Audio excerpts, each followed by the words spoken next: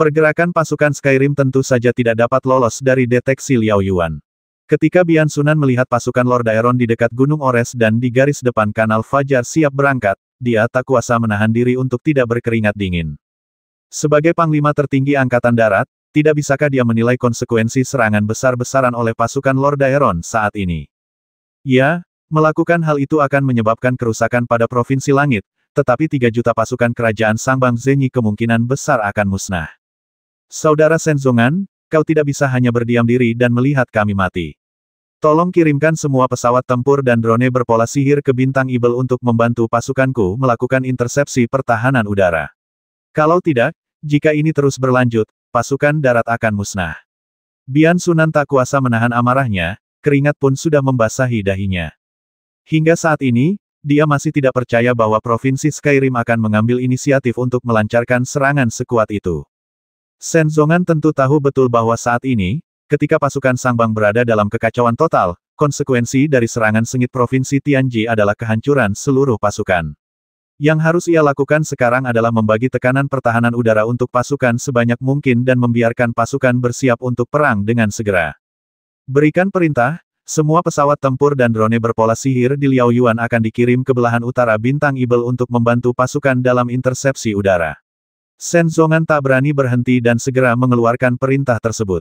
Hampir pada saat perintah Senzongan dikeluarkan, salah satu asisten wanita Senzongan tiba-tiba masuk dengan cepat, matanya dipenuhi dengan kecemasan yang tak berujung. Melapor kepada Panglima tertinggi, sistem pengumpulan intelijen kami baru saja mencegat 7 atau 8 informasi intelijen yang dikirim dari Provinsi Langit. Namun, kami tidak dapat menguraikannya. Semuanya adalah kode yang tidak dapat dipahami, dan arah pelepasan informasi adalah bagian timur dan selatan sistem Bintang Ibel. Asisten wanita itu melaporkan kepada Senzongan kata demi kata, lalu menyerahkan informasi di tangannya kepada Senzongan. Mendengar ini, raut wajah tegas Senzongan berubah lagi. Timur dan selatan jelas merupakan arah yang sangat sensitif, karena timur Bintang Ibel adalah arah dukungan dari Federasi Beba Baru dan Federasi Apenini, sedangkan selatan adalah arah serangan dari Federasi Asia dan Federasi Gadu. Provinsi Tianji mengirim pesan kedua arah ini satu demi satu, yang membuat Senzongan waspada. Saat membuka folder itu, ia melihat potongan-potongan kertas putih yang dipenuhi kode yang tidak dapat dipecahkan, tanpa tanda-tanda telah dipecahkan. Padahal, yang baru saja dikirim Xiao Hong adalah kode yang tidak dapat dipecahkan, jadi akan aneh jika bisa dipecahkan.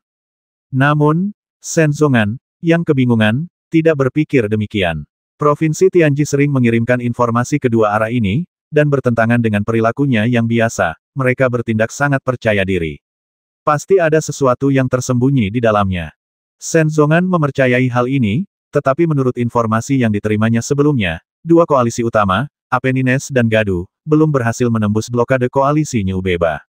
Mungkinkah sekelompok kecil pasukan telah menyusup? Senzongan tiba-tiba menebak, matanya dipenuhi kewaspadaan tanpa akhir. Pada saat yang sama, melihat ke sisi kapal Liao Yuan yang besar, port ketapel tempur dipenuhi dengan pesawat tempur dan drone berpola sihir. Bergegas ke atmosfer Bintang Ibel, mereka mulai menyelamatkan pasukan Sangbang di darat.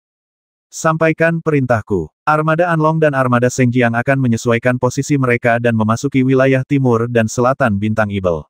Selalu waspada terhadap perubahan di kedua arah dan lindungi keselamatan Liao Yuan dari kedua arah ini. Senzongan berpikir dengan saksama dan mengeluarkan perintah ini. Dapat dikatakan bahwa menurut pemikiran Senzongan, hanya kapal perang berpola sihir dan pesawat tempur berpola sihir yang diangkut kapal yang akan menjadi ancaman bagi Liao Yuan. Namun, saat ini, kapal perang berpola sihir yang disita dari Provinsi Tianji tidak perlu ditakuti untuk sementara waktu karena tidak memiliki awak.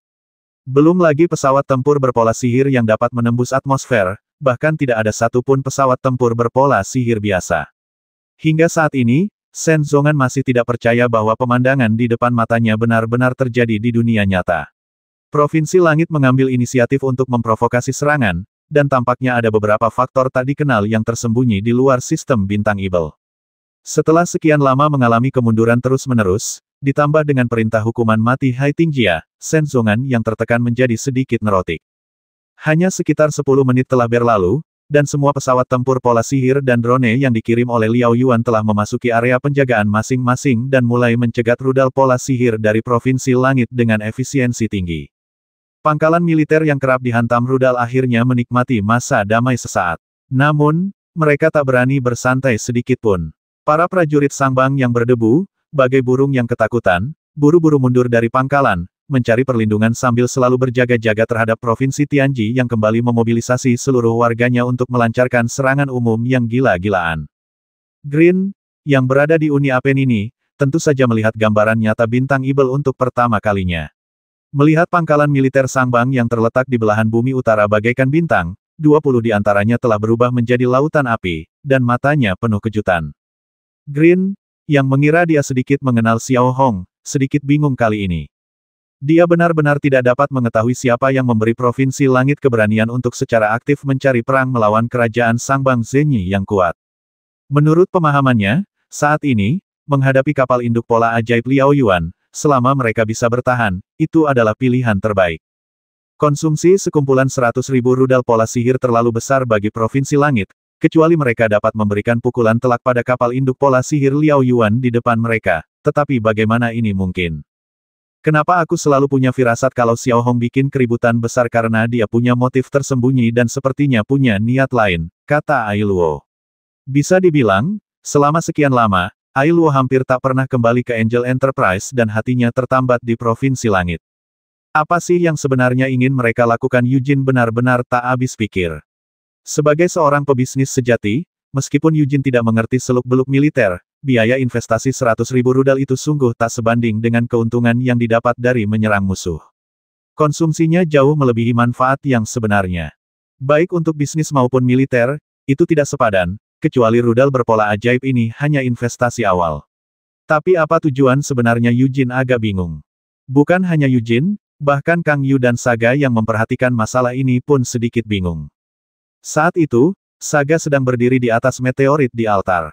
Di sampingnya terdapat bintang Eagle. Di seberangnya, Amiro, yang masih duduk bersila di atas meteorit. Cahaya keemasan memancar dari sekujur tubuhnya, dan wajahnya masih tampak damai. Aku ingin tahu apa pendapat guru tentang situasi saat ini. Saga menatap layar cahaya di sampingnya.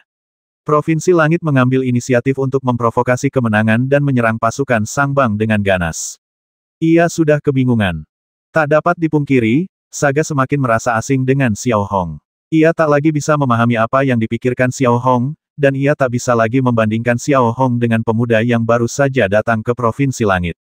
Sepertinya Xiao Hong sudah benar-benar dewasa. Ia mulai memiliki semua yang seharusnya dimiliki seorang raja, termasuk keberanian.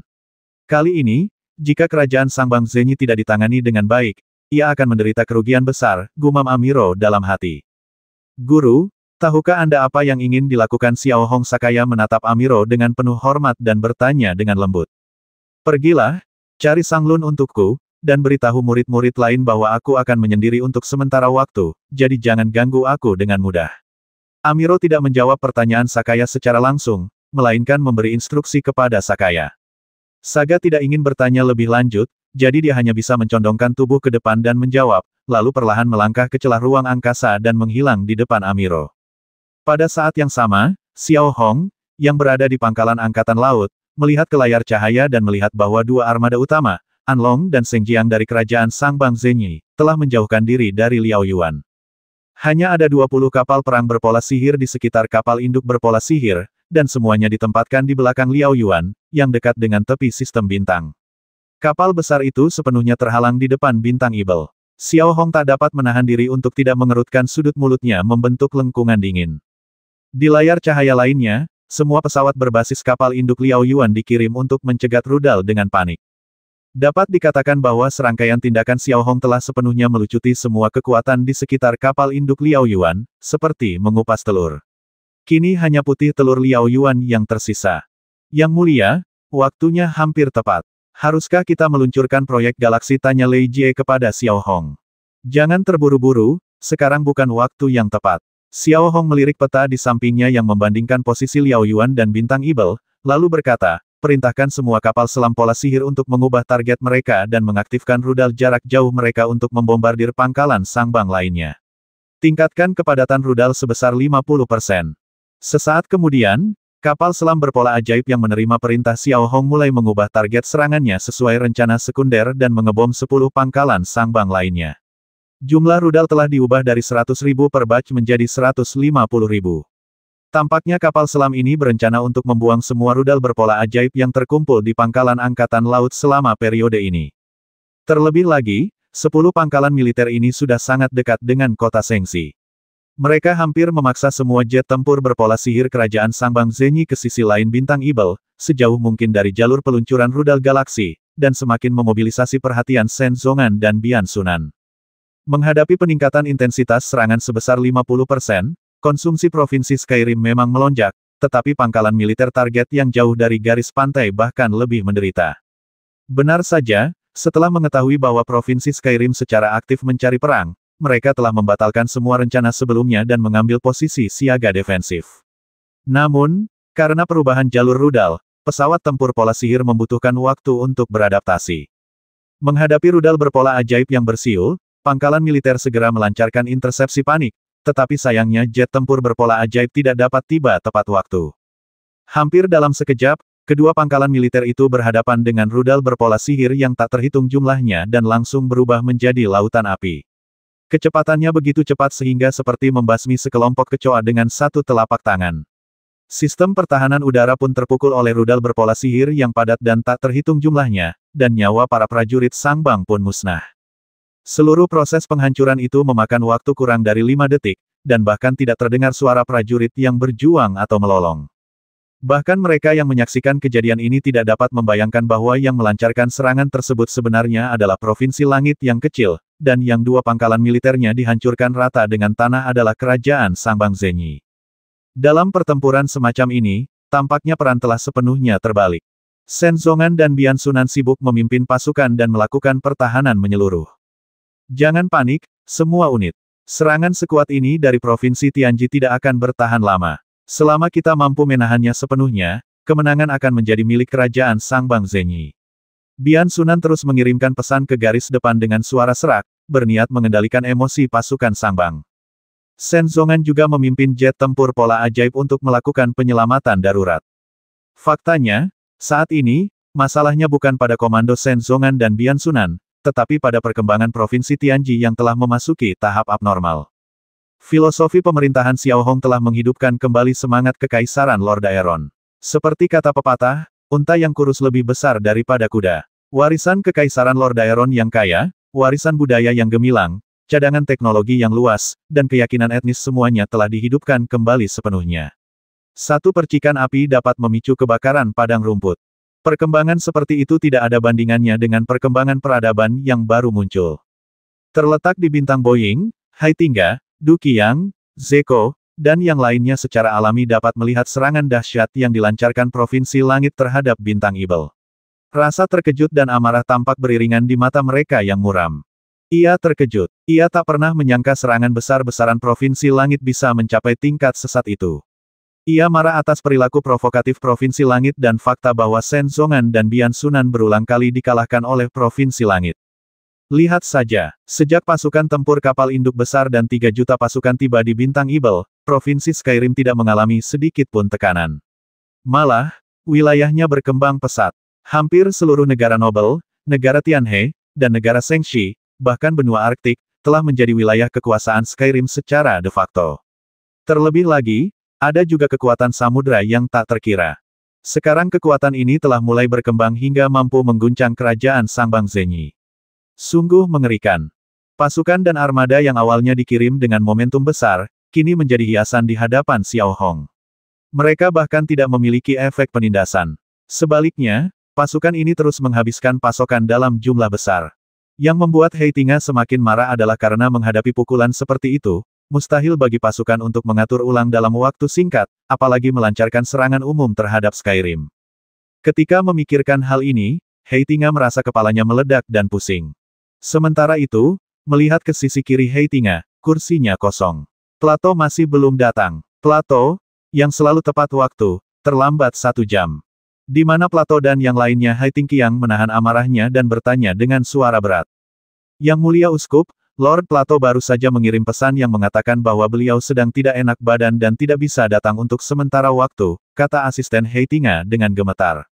Ia tentu saja bisa melihat ekspresi ngeri di wajah Haitingga. Brengsek, dia tidak sakit cepat atau lambat, tapi sakit saat kita sangat membutuhkannya. Kurasa dia cuma pura-pura sakit. Hei Tinga kembali marah, merasa sangat tidak puas dengan perilaku Plato. Asisten perempuan itu tidak menanggapi dan berpura-pura diam. Dalam hatinya, ia merasa sedikit tidak adil terhadap Plato. Saat itu, Plato sangat menentang penggunaan kekuatan terhadap Provinsi Langit, tetapi tidak ada yang mendengarkan. Sekarang, kerajaan Sang Bang Zenyi telah dipukuli hingga sedemikian rupa, bagaimana mungkin mereka meminta bantuan Plato? Dan bagaimana dia bisa membantu kemana perginya keberanian untuk mengatakan bahwa Plato tidak berhak ikut campur dalam urusan militer? Yang mulia Uskup, mohon jangan marah. Negara besar Zenyi memiliki sumber daya yang melimpah dan pasukan yang kuat. Jika Provinsi Langit meluncurkan rudal berpola ajaib seperti ini, mereka akan musnah. Meskipun kerugian kita tidak kecil, kerugian Provinsi Langit sebenarnya lebih besar. Saya baru saja menghitung secara kasar bahwa biaya produksi Provinsi Langit adalah 3:1 dibandingkan dengan kerugian kita. Artinya, Provinsi Langit membayar 3 koin emas untuk membuat kita kehilangan 1 koin emas. Lagi pula, dengan dukungan Liao Yuan, Provinsi Langit hanya bisa membuat sedikit masalah dan tidak bisa menimbulkan masalah besar. Wakil Menteri Dalam Negeri Duqiang memasang ekspresi tenang dan berbicara perlahan kepada Hai Tingjia kata demi kata. Setelah mendengar ini, wajah Hai Tingjia yang muram sedikit mereda. Tak dapat disangkal, kata-kata Duqiang sedikit menghibur Hai Tingjia. Algoritma Duqiang juga sangat absurd. Nyawa setiap prajurit adalah harga pensiun yang sangat kecil. Ia sama sekali tidak mempertimbangkan bahwa kematian setiap prajurit akan membawa pukulan dan penderitaan yang besar bagi keluarga. Ia tidak memperhitungkan nilai yang akan diciptakan para prajurit bagi negara setelah pensiun. Visinya sungguh picik. Ini adalah kesenjangan yang tak tertandingi dengan Plato, tetapi Duqiang adalah orang yang lebih baik daripada Plato, terutama dalam berurusan dengan atasannya. Pada saat yang sama, Xiao Hong, yang berada di pangkalan Angkatan Laut, mengamati semua pesawat tempur berpola sihir melalui layar cahaya di depannya. Mereka sekali lagi memasuki rute untuk mencegat rudal. Sedikit aura dingin terpancar dari penampilannya yang sangat tenang. Xiao Hong menyentuh ujung hidungnya pelan-pelan dengan jari telunjuknya, lalu melirik sekali lagi ke lokasi kapal induk Liao Yuan. Akhirnya, ia perlahan berdiri, mengambil pola sihir komunikasi, dan dengan postur unik seorang raja, memberi perintah kepada Leknon kelompok tempur kapal selam Tyrannosaurus Rex nomor 4 dan nomor 5, buka silo rudal, dan luncurkan rudal galaksi. Mengikuti perintah Xiao Hong, hampir semua orang menatap dengan serius. Serangan sebelumnya yang hampir menghabiskan 2/3 cadangan rudal Provinsi Tianji, pesta yang menentukan keberhasilan atau kegagalan, telah resmi tiba. Qiao Linshen, direktur teknis langsung dari proyek galaksi, bahkan mengeluarkan 2 pil penyakit jantung, memasukkannya ke dalam mulutnya, dan menatap layar cahaya. Hampir 1 menit setelah Xiao Hong mengeluarkan perintah, sambil menatap permukaan laut di tengah Samudra Merah, bom kosong dengan tinggi lebih dari 30 meter yang diapit di antara rudal galaksi ditembakkan langsung ke langit. Yang berbeda dari sebelumnya adalah kali ini tidak berubah arah di udara, tetapi seperti belati yang ditarik oleh seorang prajurit, ia menusuk langsung ke jantung musuh di luar kehampaan. 57 rudal berpola ajaib meninggalkan jejak asap panjang dimanapun mereka lewat, seketika meninggalkan serangkaian jejak panjang di langit biru, seperti bekas luka di langit. Lalu, secepat kilat, ia berubah menjadi titik cahaya di langit dan akhirnya lenyap sepenuhnya. Lebih dari 60 anggota staf yang berlokasi di satu sisi ruang komando inti tengah melakukan penyesuaian yang sangat menegangkan pada berbagai aspek rudal galaksi, di antaranya adalah 2 murid Qiao Linshen. Layar cahaya yang baru muncul menggunakan grafik sederhana untuk menampilkan peta posisi rudal galaksi dan Liao Yuan secara real-time. 57 titik merah perlahan mendekati Liao Yuan. Rudal-rudal tersebut beroperasi normal. Rudal-rudal tersebut akan menembus atmosfer dalam 10 detik dan mencapai titik target dalam 15 menit. Semua rudal sedang menjalani penyempurnaan dan pengarahan di udara. Kecepatan saat ini, kecepatan penuh, perencanaan rute. Untuk sesaat, suara staf terus terngiang di telinga Xiao Hong. Selain suara staf, ruang komando inti yang besar itu benar-benar sunyi. Mata semua orang tertuju pada beberapa layar cahaya di depan mereka. Saatnya untuk memutuskan apakah investasi besar sebelumnya dapat menghasilkan keuntungan yang cukup dan apakah kemenangan atau kekalahan akan ditentukan telah tiba. Yang diharapkan semua orang adalah 7 rudal galaksi akan ditembakkan. Selama salah satunya dapat mengenai Liao Yuan dengan akurat, target akan tercapai. Pada saat ini, Xiao Hong menggunakan jurus mematikannya. Pada saat yang sama, Shen Zongan dan Bian Sunan, yang berada di Liao Yuan, hampir sepenuhnya memfokuskan perhatian mereka pada pangkalan militer saat ini, memimpin para pejuang pola sihir dan tank pola sihir, menyiapkan sistem intersepsi yang efektif, dan selalu memperhatikan setiap gerakan di luar sistem bintang Ibel. Namun, pada saat ini, alarm melengking kembali berbunyi di ruang kendali utama Liao Yuan. Untuk sesaat, sirene meraung-raung dan lampu merah berkedip terus-menerus. Mendengar suara seperti itu, Shen Zongan yang sudah dalam suasana hati yang buruk menjadi marah. Ada apa ini? Aku sudah tahu betul apa yang terjadi pada tentara. Jangan ganggu aku dengan suara seperti itu lagi. Geram Shen Zongan. Bian Sunan di sampingnya juga menunjukkan ekspresi tidak puas. Menurutnya, mengapa sistem alarm masih bermasalah saat ini? Akan tetapi, pada saat Shen Zongan mengeluarkan suara ini, raut wajah petugas peringatan berubah pucat, matanya hampir membulat, dan wajahnya penuh ketidakpercayaan. Laporkan kepada Panglima tertinggi, situasinya telah berubah. Lebih dari 50 rudal tidak terbang menuju pangkalan militer, tetapi langsung menembus atmosfer, menyasar kita. Petugas peringatan dini melapor kepada Shen Zongan dengan suara yang hampir serak. Desir, hampir pada saat petugas peringatan mengatakan hal ini, ruang kendali yang berantakan itu menjadi sunyi. Ekspresi marah Shen Zongan membeku di wajahnya, dan sedikit kebingungan melintas di matanya. Ia tak percaya apa yang didengarnya. Lebih dari 50 rudal pola sihir membombardir Liao Yuan. Shen Zongan, bahkan jika ia menggaruk kepalanya, tidak dapat membayangkan bahwa Provinsi Langit, yang telah ditutup selama 1000 tahun, benar-benar memiliki kemampuan untuk menyerang kehampaan dari tanah. Tahukah Anda, kemampuan ini merupakan metode serangan yang sangat sulit, bahkan di kerajaan Sangbang Zenyi yang sangat maju sekalipun. Namun, sesaat kemudian, Shen Zongan tak dapat mempercayainya lagi. Ia melihat lebih dari 50 rudal berpola ajaib telah sepenuhnya lolos dari atmosfer di layar lampu utama yang baru saja muncul, melesat lurus ke arah Liao Yuan dengan niat membasmi. Bian Sunan, yang berdiri di samping, menarik napas dalam-dalam dan merasakan kulit kepalanya kesemutan saat ia melihat rudal galaksi yang melaju kencang. Wajahnya berubah pucat seolah-olah diterpa embusan angin dingin. Bagaimana ini mungkin? Bian Sunan tak kuasa menahan diri untuk bergumam pada dirinya sendiri, nadanya dipenuhi kengerian yang tak berujung.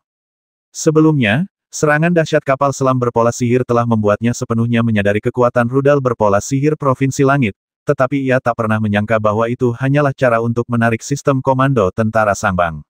Segala sesuatu di hadapannya tampak seperti pesta sungguhan. Sasaran mereka yang sebenarnya adalah inti pasukan Sangbang Liao Yuan. Tak dapat dipungkiri, nafsu makan Xiao Hong kali ini memang terlalu besar.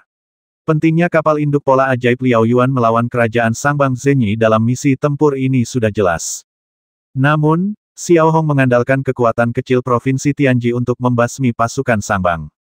Shen Zongan, yang berdiri di samping, juga dipenuhi rasa tak percaya yang tak berujung saat ini. Memikirkan serangkaian tindakan sebelumnya, Shen Zongan tiba-tiba menyadari sesuatu. Segala sesuatu berusaha menarik perhatiannya. Kemudian, dengan sepasang tangan tak terlihat, ia diam-diam menyingkirkan pertahanan di sekitar Liao Yuan, sedikit demi sedikit. Pada saat ini, hampir tidak ada rintangan antara Liao Yuan dan Demon Star, dan menjadi mustahil bagi Demon Pattern Fighter untuk kembali memberikan dukungan. Namun, setelah sesaat terkejut, ekspresi Shen Zongan perlahan menampakkan sedikit kekejaman. Apa kau benar-benar berpikir 50 rudal berpola sihir ini saja bisa merusak Liao Yuan? Xiao Hong, kau terlalu naif, gumam Shen Zongan dalam hati. Kemudian ia memerintahkan 6 kapal perang berpola sihir terdekat untuk mencegat paksa 50 rudal berpola sihir itu. Meskipun dia mengagumi keberanian Xiao Hong, hanya ada lebih dari 50 rudal pola sihir, yang tidak perlu ditakutkan. Saat Shen Zongan mengeluarkan perintah seperti itu, 6 kapal perang pola ajaib di belakang Liao Yuan mulai menyesuaikan postur kapal mereka. Hanya dalam hitungan detik, ketiga kapal perang berpola sihir bersenjata rudal itu melepaskan rentetan ratusan rudal berpola sihir antariksa. 57 rudal berpola sihir yang diluncurkan langsung dari Provinsi Langit saling bertabrakan. Mereka siap menyerang dengan satu serangan cepat, menghentikan rudal berpola sihir nekat yang mengancam Liao Yuan sejak awal dan menggagalkan rencana Sok Suci Xiao Hong. Xiao Hong, yang berada di ruang komando inti pangkalan Angkatan Laut, tentu saja adalah orang pertama yang mengetahui tentang rudal pencegat yang diluncurkan oleh kapal perang pola ajaib di dekat Liao Yuan. Yang mulia, jenis rudal pencegat telah diidentifikasi, seperti yang dianalisis Direktur Qiao Lin Shen. Semuanya adalah rudal berpola sihir pencari panas. Seorang anggota staf melapor kepada Xiao Hong. Bagus sekali. Wajah Xiao Hong kembali menunjukkan senyum kejam. Ia lalu memerintahkan, aktifkan dan lepaskan pola sihir suhu tinggi, lalu aktifkan sistem intersepsi dan interferensi. Semenit kemudian, ketika rudal pencegat yang diluncurkan oleh kapal perang pola ajaib mendekati rudal galaksi dan rudal udara, yang telah sepenuhnya tersebar, membuka palka di bagian belakang. Mereka kemudian meluncurkan pola ajaib bersuhu tinggi yang tak terhitung jumlahnya dan padat. Pola ajaib bersuhu tinggi yang diaktifkan sepenuhnya itu begitu menyilaukan di kehampaan sehingga suhunya berkali-kali lipat lebih tinggi daripada suhu mesin pendorong rudal pola ajaib. Hampir pada saat pola sihir suhu tinggi itu dilemparkan, rudal pencegat telah mengenai sasaran. Dalam sekejap, area luas di kehampaan itu diselimuti oleh bola-bola cahaya yang tak terhitung jumlahnya. Bola-bola cahaya itu saling tumpang tindih dan berkumpul menjadi bola cahaya yang sangat besar. Bola cahaya yang menyilaukan itu membuat orang-orang sulit membuka mata. Bahkan ketika melihat ke langit dari tanah bintang Ibel, seseorang dapat melihat bola cahaya seukuran kepalan tangan, membuat tanah semakin terang. Itu seperti matahari mini. Shen Zongan, Bian Sunan, dan yang lainnya yang berada di Liaoyuan memandangi 57 rudal yang melesat dengan kecepatan tinggi.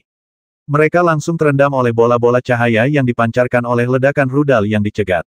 Wajah tegang mereka akhirnya memancarkan sedikit kelegaan dan sedikit rasa jijik. Hanya mengandalkan sekitar 50 rudal berteknologi rendah itu, mereka menyerang Liaoyuan dan kelompok tempur kapal induk Zen Liaoyuan seperti sekelompok orang idiot. Mereka hanya melebih-lebihkan kemampuan mereka sendiri, gumam Shen Zongan dalam hati sambil melihat gambar di layar cahaya. Meskipun kerugian di bintang Ibel serius, Shen Zongan yakin bahwa kerugian di Provinsi Langit bahkan lebih besar, dan gagasan mereka untuk menyerang Liaoyuan terlalu naif. Dulu aku pikir Xiao Hong orang yang pintar, tapi aku tak pernah menyangka dia bisa sebodoh itu. Sebelum Bian Sunan sempat menyelesaikan kata-katanya, ia melihat titik-titik hitam tiba-tiba berkelebat di dalam bola cahaya yang menyilaukan itu. Sesaat kemudian, 36 rudal melesat keluar dari bola cahaya itu, dan di antara 36 rudal ini, 6 di antaranya membawa hulu ledak galaksi. Meskipun suhu tinggi telah menyebabkan bintik-bintik hitam memercik pada badan proyektil yang terbuat dari paduan ultramikron tersebut sangat kuat dan tidak mengalami kerusakan sama sekali. Proyektil tersebut masih memiliki momentum yang besar dan dengan cepat mendekati Liaoyuan. Dalam sekejap mata, Liaoyuan yang besar berjarak kurang dari 2 menit. Ini mustahil. Bagaimana mungkin rudal pencegat kita gagal? Shen Zongan, yang tadi sedikit meremehkan, tak kuasa menahan diri untuk berseru kaget ketika melihat 36 rudal muncul dari bola cahaya yang meledak dan langsung menuju Liaoyuan. Di atas dahinya, tangisan seukuran kacang merembes keluar langsung dari kulitnya, dan matanya berkilat ketakutan dan ketidakpercayaan. Aku hanya merasakan hawa dingin datang dari belakangku. Bian Sunan yang berdiri di sana tertegun di tempat. Bahkan Hei Tinga, Zeko, dan yang lainnya di Boeing Star tetap di tempat mereka. Hei Tinga tentu saja telah menemukan 57 rudal yang menembus atmosfer sebelumnya, dan harus mengakui bahwa pendekatan Xiao Hong memang kejam, tetapi Hei Tinga tidak terlalu serius. Untuk sebuah kelompok tempur kapal induk, mencegat 57 rudal seharusnya mudah. Tetapi yang tidak pernah diharapkan Hai Tingjia adalah bahwa rudal pencegat yang kuat tidak mencapai efek yang diharapkan dan langsung melepaskan 36 rudal pola ajaib. Yang lebih mengerikan lagi, 6 kapal perang berpola ajaib yang paling dekat dengan Liaoyuan tidak menghalangi bagian depan Liaoyuan, melainkan berada di belakangnya. Oleh karena itu, jaraknya tidak cukup bagi rudal berpola ajaib untuk mencegatnya kembali. Diperkirakan saat rudal pencegat diluncurkan kembali, 36 rudal tersebut akan mengenai sasaran. Saat itu, Hei Tinga mulai merasakan ancaman yang tak berujung. Tenggorokannya kering, kulitnya menegang, dan otot-otot di sudut mulutnya berkedut 2 kali. Tak seorang pun lebih tahu daripada Hei Tinga bahwa jika Liaoyuan mengalami kerusakan parah, semua rencana ofensif Sangbang Zenyi di bintang Ibel akan lumpuh. Angkatan udara tidak akan mampu melancarkan serangan udara, dan pasukan darat yang besar tidak akan mampu menanisir serangan yang tertib. Pasokan yang kuat juga akan dihentikan sepenuhnya. Jika serangan sebelumnya hanya serangan diam-diam yang membuat Sangbang Zenyi Guo frustrasi, maka serangan kali ini akan menjadi pukulan yang sangat mematikan. Semua rencana serangan Provinsi Langit akan dinyatakan gagal. Kerajaan Sangbang Zenyi tidak mungkin mengirim armada tempur kapal induk lagi ke sana, kan? Du Qiang, yang sebelumnya berwajah memuja, kini benar-benar tercengang. Pemandangan di hadapannya tak diragukan lagi merupakan mimpi buruk bagi Sangbang Zenyi Guo. Bukan hanya kerajaan Sangbang Zenyi, bahkan Green di Uni Apenin pun terkejut saat melihat layar cahaya. Setelah semburan cahaya yang menyilaukan, 36 rudal pola ajaib ditembakkan. Bahkan Green, yang khawatir tentang Provinsi Langit, tidak dapat membayangkan bahwa Xiao Hong dapat menimbulkan ancaman seperti itu terhadap Liao Yuan yang tak terkalahkan hanya dengan kekuatan Provinsi Langit itu sendiri, tanpa bergantung pada kekuatan eksternal apapun. Kekuatan Sky Province secara bertahap melampaui imajinasi Green. Shen Zongan, yang berada di Liao Yuan, berkeringat deras saat ini. Keringatnya terus menetes dari pipinya hingga ke tanah. Kemarahan dan bahkan sedikit rasa jijik yang ia rasakan sebelumnya lenyap, digantikan oleh rasa takut. Berikan perintah untuk mengaktifkan jaringan intersepsi tembakan senapan mesin dan jaringan pemotongan sinar di kapal induk besar. Meskipun saat itu sangat kritis, Shen Zongan tetap memberikan perintah seperti itu, dan nadanya dipenuhi gemetar. Sesaat kemudian, lambung besar Liao Yuan dan 3 kapal perang berpola ajaib di belakangnya sudah menembak dengan kekuatan penuh, dengan sorotan cahaya dan rentetan peluru berpola ajaib ditembakkan satu demi satu. Dalam sekejap, jaringan intersepsi api yang sangat kuat terbentuk tepat di depan Liao Yuan. Ini juga merupakan lapisan perlindungan terakhir bagi Liao Yuan di negara bagian ini. Akan tetapi, yang tak pernah terpikirkan oleh siapapun adalah bahwa entah itu sinar cahaya atau meriam pola sihir yang dibawa kapal, ketika mengenai 36 rudal pola sihir, yang tertinggal hanyalah garis-garis hangus yang dipotong oleh sinar cahaya atau kawah. Mustahil untuk langsung menimbulkan kerusakan nyata pada rudal tersebut, karena sistem proteksi rudal tersebut sangat kuat. Baru setelah lebih dari 10 detik berlalu, peluru-peluru kosong itu tak mampu lagi menahan serangan dan hancur berkeping-keping di udara. Karena tidak memiliki hulu ledak, peluru-peluru itu tidak meledak. Namun, sesaat kemudian, 4 rudal galaksi yang tersisa berada kurang dari 200 meter dari lambung Liao Yuan. Perisai pelindung di ujung depan hulu ledak telah terlepas sepenuhnya, dan kemudian langsung mengenai Liao Yuan, yang lapisan pelindungnya sedikit berbintik-bintik.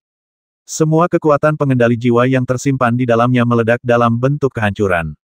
4 bola cahaya, masing-masing berdiameter beberapa ratus meter, langsung terbentuk di atas lambung Liao Yuan.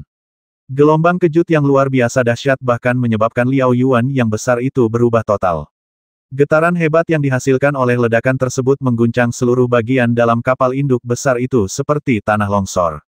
Pecahan-pecahan baja yang hancur berserakan di mana-mana.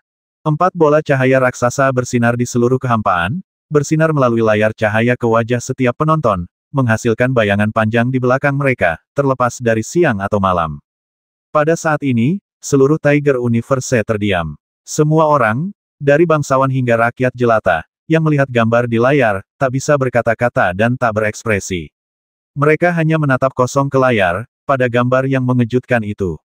Diluncurkan dari daratan bintang Ibel, ia langsung menembus atmosfer dan menghantam kapal induk berpola sihir raksasa di orbit jauh dengan akurasi yang luar biasa.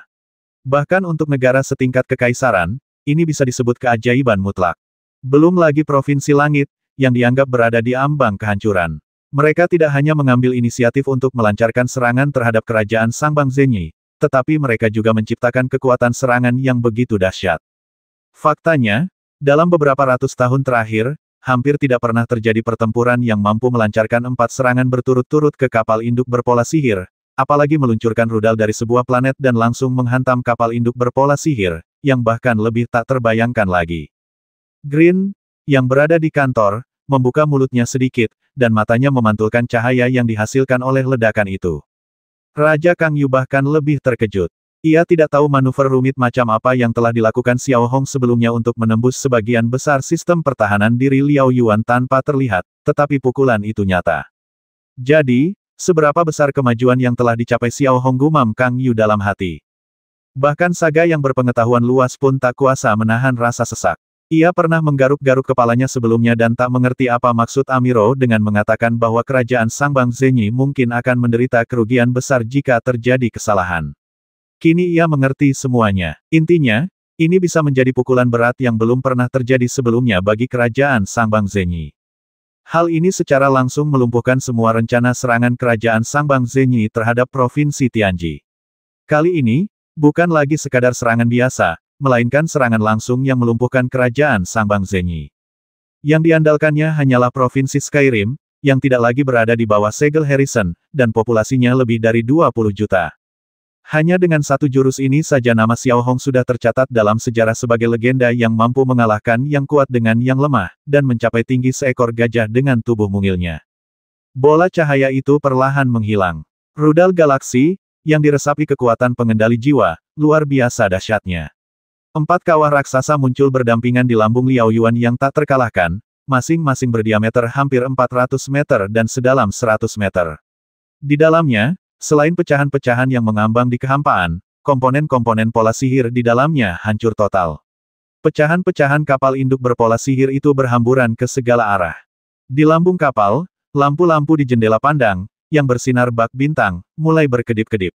Beberapa lampu padam total, dan posisi kapal induk di ruang hampa juga mulai miring secara nyata. Tingkat keparahan kerusakannya sudah jelas. Diperkirakan butuh 2 hingga 3 tahun untuk memperbaikinya sepenuhnya, asalkan tidak mengalami kerusakan lebih lanjut. Jika tidak, bangunan itu akan hancur di sini. Hai Tingjia dari Boeing Star terdiam saat ini. Ia menatap penampakan kapal induk berpola ajaib yang sangat menyedihkan di layar cahaya. Ia merasa pusing dan pikirannya kosong. Kerajaan Sangbang Zenyi hampir mengerahkan seluruh kekuatannya untuk menyerang Bintang Ibel, tetapi tidak hanya gagal merebutnya, tetapi juga kehilangan Liao Yuan. Ini seperti mahasiswa yang membuat masalah bagi siswa SD, tetapi dihajar habis-habisan oleh siswa tersebut di depan semua orang. Rasa malu itu sekunder, yang penting adalah kerugiannya terlalu besar. Akan tetapi, harga yang harus dibayar kerajaan Sangbang Zenyi setelah meluncurkan 4 rudal pola ajaib ini tidak dapat dikompensasi meskipun membantai rakyat di Provinsi Tianji bolak-balik. Di sisi lain, di ruang komando inti Pangkalan Angkatan Laut, Xiao Hong memandangi 4 kawah raksasa yang mengejutkan di layar cahaya. Alisnya yang berkerut rapat mengendur, matanya sedikit terangkat, dan kedua jari telunjuk tangannya menunjuk ke langit. Ada tekad dan kegembiraan di matanya. Seolah-olah untuk menghibur jiwa Harrison dan Loris di surga, Xiao Hong melakukannya. Menghadapi kerajaan Sangbang Zenyi, yang dianggap tak terkalahkan oleh semua orang, di bawah kepemimpinan Xiao Hong, Provinsi Tianji tidak hanya tidak binasa, tetapi juga memberikan pukulan berat yang belum pernah terjadi sebelumnya kepada kerajaan Sangbang Zenyi. Kerusakan parah di Liao Yuan membuat pasukan garis depan kerajaan Zenyi di Bintang Ibel dalam keadaan setengah lumpuh. Pada saat yang sama, melihat ke depan Xiao Hong, Flamingo, Lei Jie dan semua staf telah meletakkan dokumen di tangan mereka, lalu melompat dari tempat duduk mereka dan melambaikan tangan mereka ke arah langit. Bukankah takdir dan surga sudah lama ingin menghancurkan Skyrim, namun Skyrim tetap bertahan dengan gigih dan sekali lagi menciptakan keajaiban yang menggemparkan seluruh Tiger Universe. Di bawah kepemimpinan Xiao Hong, Skyrim berada di jalan untuk kembali ke kekaisaran. Kapal selam berpola sihir yang tersebar di berbagai wilayah Laut Bintang Ibel juga telah berhenti menyerang. Semua awak kapal selam bersorak dan menyaksikan pemandangan kehancuran yang berkobar di kehampaan. Mereka merasakan darah mereka mendidih. Ini adalah hasil kerja sama seluruh rakyat Lord Aeron. Serangan ini memberikan pukulan yang sangat berat bagi kelompok tempur kapal induk dan 3 juta pasukan, menyebabkan rencana ofensif mereka terhadap Bintang Ibel menjadi setengah lumpuh. Terutama pukulan moral dan psikologis bagi pasukan Sangbang sangat menghancurkan. Di sisi lain, di ruang kendali utama Liao Yuan, lampu pola ajaib yang semula terang benderang telah berubah menjadi lampu pola ajaib darurat yang redup. Layar lampu yang indah di sekelilingnya juga mulai berkedip-kedip, dan lampu alarm merah pun mulai redup. Dari waktu ke waktu, orang bisa mendengar getaran yang berasal dari ledakan komponen pola ajaib di dalam kapal. Shen Zongan, yang duduk di kursi utama, seketika membekukan semua ekspresinya. Mulutnya sedikit terbuka, menatap kosong ke arah 4 lubang besar di Liao Yuan. Hal yang sama terjadi pada Bian Sunan, yang berdiri di sana dengan linglung. Mereka telah membuat semua rencana sebelumnya, tetapi mereka tidak menyangka bahwa sebelum mereka dapat melaksanakannya, Xiao Hong akan memukul mereka begitu keras. Meskipun seluruh ruang kontrol tidak rusak, suasananya sangat sunyi saat itu.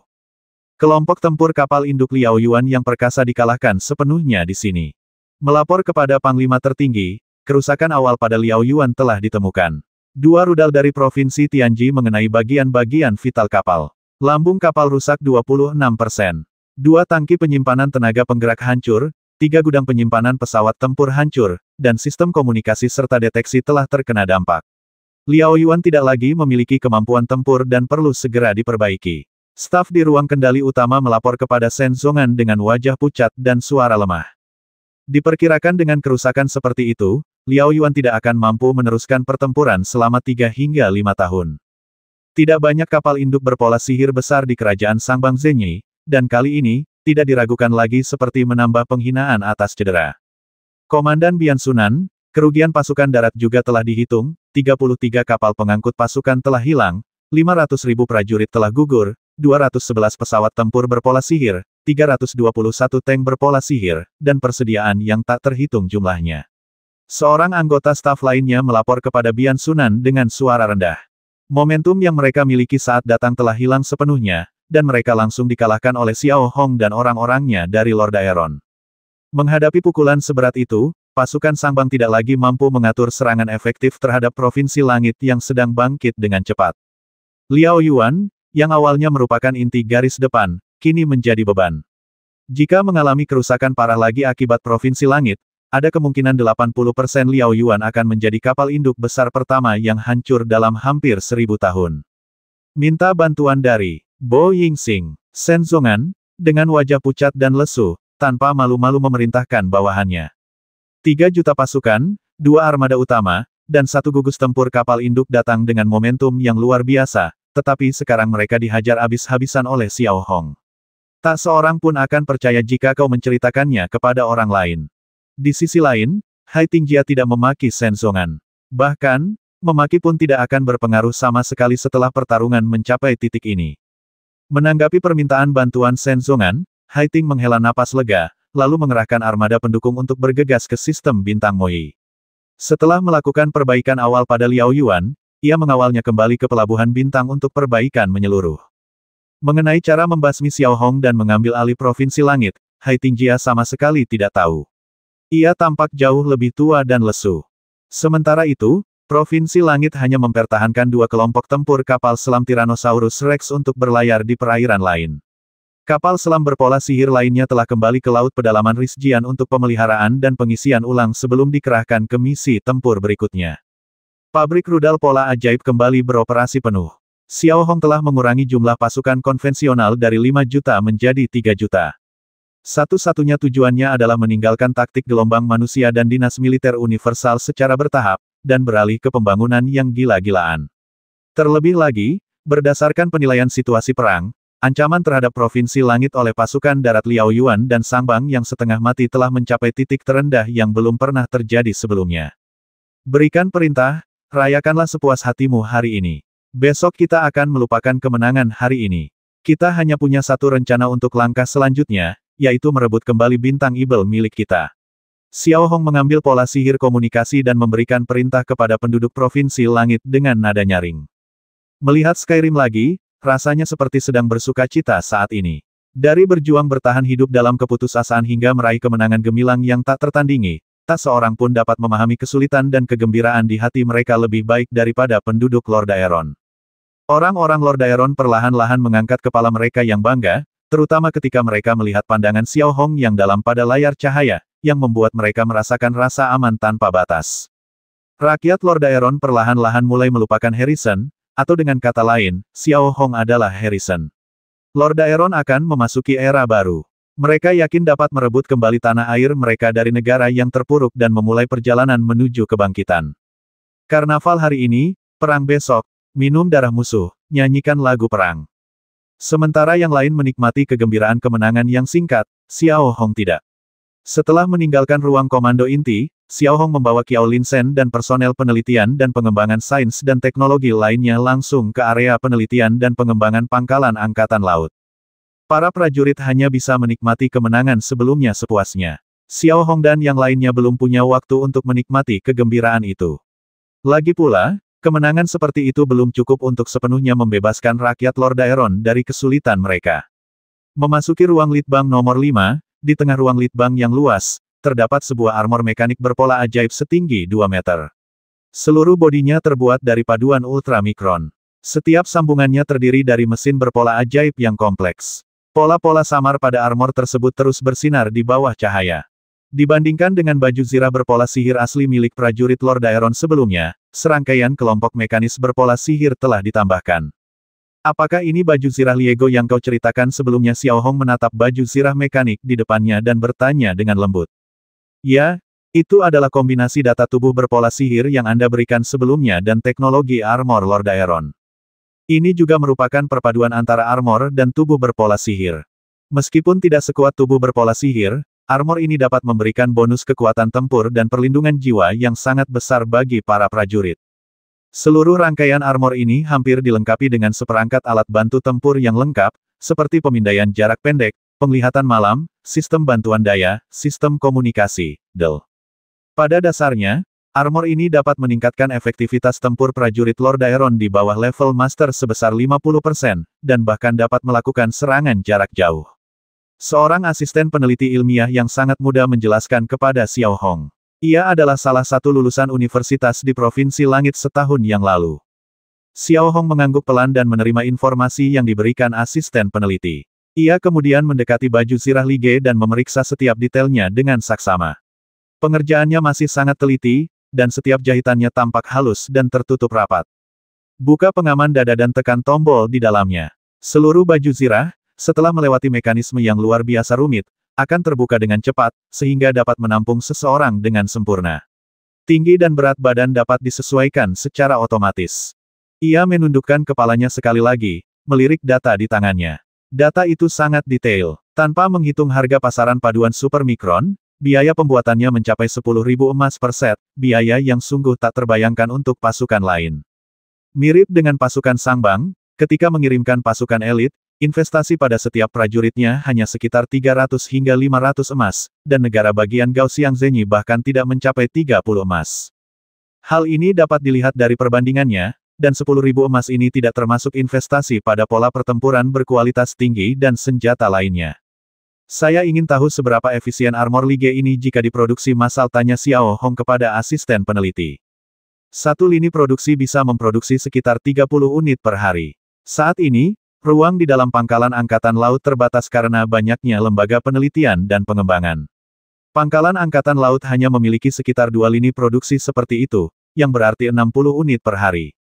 Asisten peneliti itu menjawab. Xiao Hong tidak langsung menjawab. Matanya mengamati armor Li Ge, lalu membolak-balik cetak birunya.